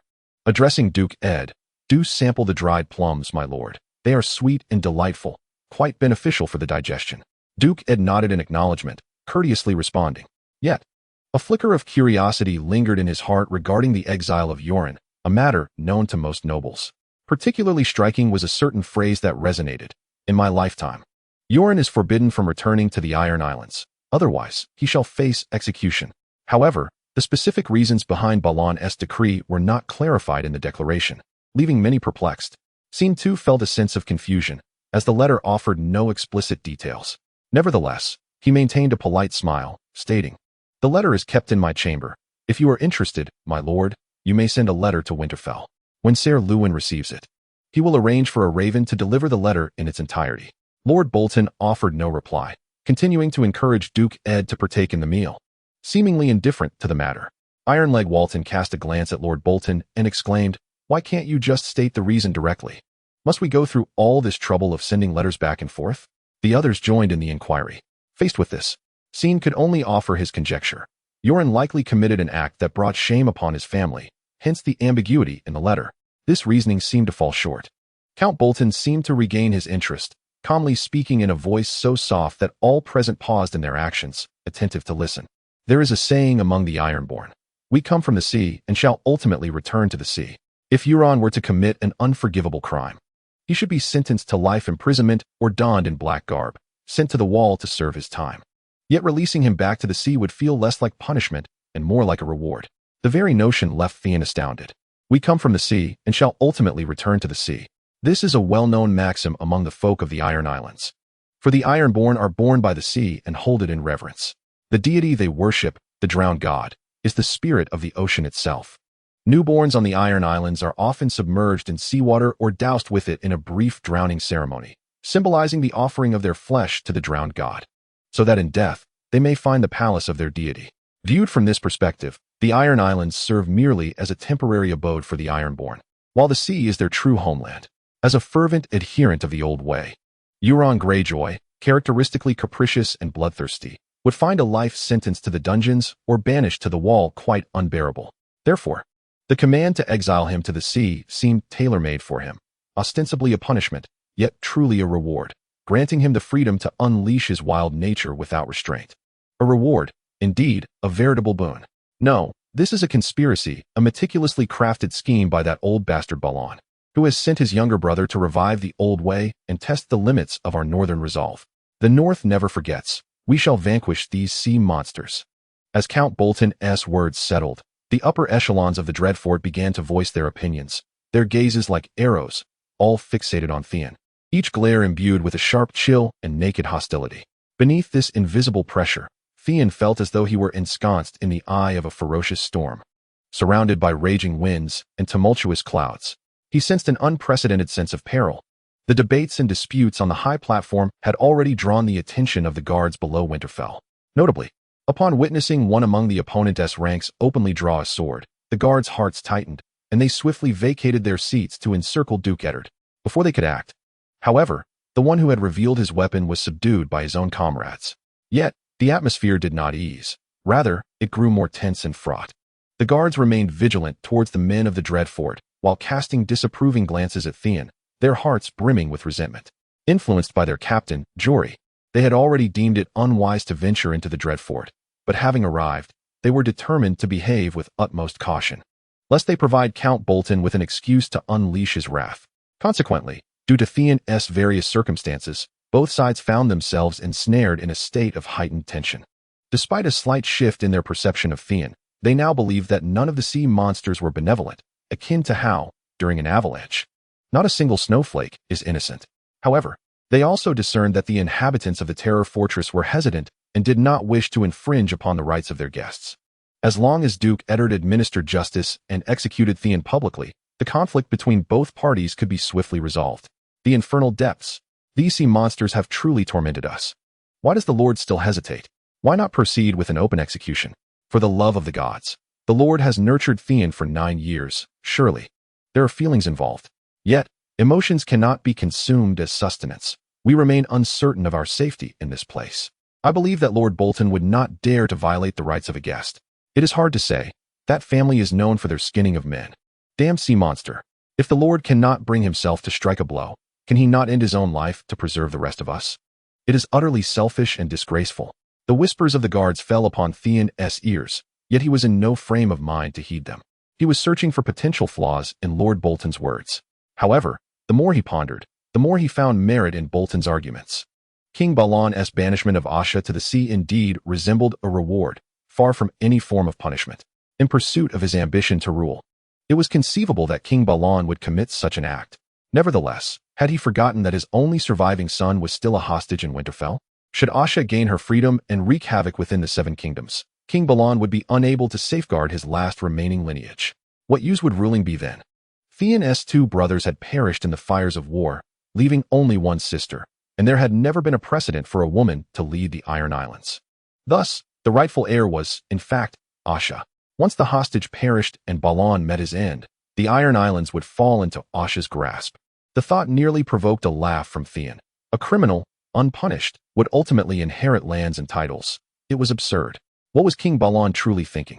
He had written so resolutely that during his lifetime, Asha was forbidden from returning to the Iron Islands, or he would ensure her execution. Now, it appeared to be a farce. Wait. Suddenly, a spark of insight illuminated Theon's mind. During my lifetime, Asha is forbidden from returning to the Iron Islands, or I will ensure her execution. This phrase, filled with fury and intent, upon further reflection, revealed an unexpected twist. After my death, Asha may return to the Iron Islands and subsequently inherit them. The latter part was a figment of Theon's imagination, but it likely reflected the surprise Balon intended to leave for Asha. For after Balon's demise, the matter of inheritance would inevitably arise, and allowing Asha to return at that juncture was decidedly transparent in its implications. After all, Euron's position in the line of succession is second. Moreover, King Balon has consistently refrained from mentioning any transgressions committed by Euron, perhaps because Euron has committed none. This is merely a superficial pretext, allowing Euron to venture overseas to revive the ancient ways and continue to amass personal prestige. As for Theon, he may have long been abandoned by King Balon. If Balon were to send anyone to Winterfell to discreetly inquire about Theon's reputation, they would likely conclude that he behaved himself during his captivity, resembling a tamed wolf rather than a sea monster. For King Balon, who is intent on reviving the plundering of the old ways, such a successor is evidently inadequate. It would be more prudent to hand over leadership to a brother than allow his son to ascend to the next chief. Even if Theon were to return to the Iron Islands in the future, the lengthy period of his captivity would render him unfamiliar with the land, making it difficult to garner the support of the Ironborn.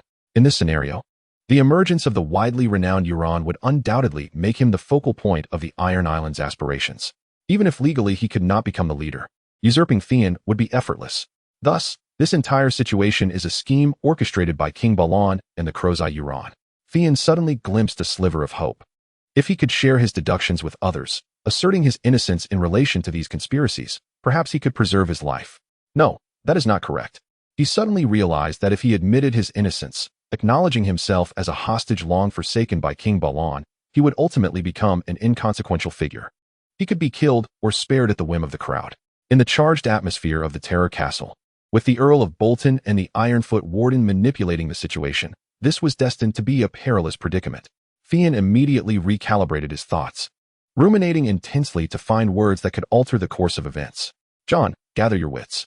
The Lord has entrusted you with the ice sword, hoping you would remind him at a crucial moment.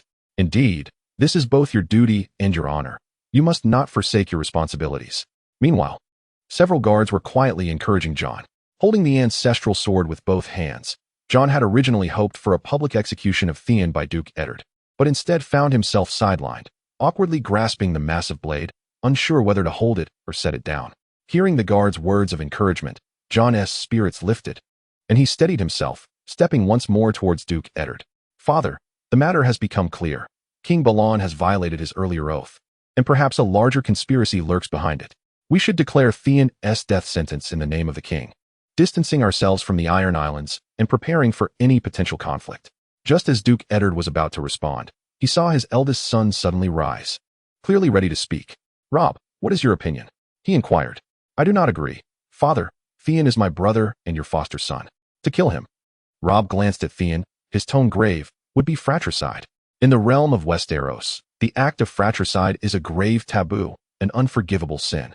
The perpetrator shall be cursed by both the old and new gods." "No, he is of House Greyjoy," Jon retorted, "not of House Stark. Yet he had dwelled in Winterfell for 9 years. What of it?" Robb pressed. "We have trained under Roderick's guidance, absorbed the wisdom imparted by Master Lewin, practiced horsemanship and swordplay, shared meals and slumber, for a full 9 years, Jon. If this does not constitute brotherhood, then what does?" Jon found himself momentarily speechless, his complexion shifting from pale to flush. According to Robb, he indeed regarded him as a brother, for they had spent even more time together.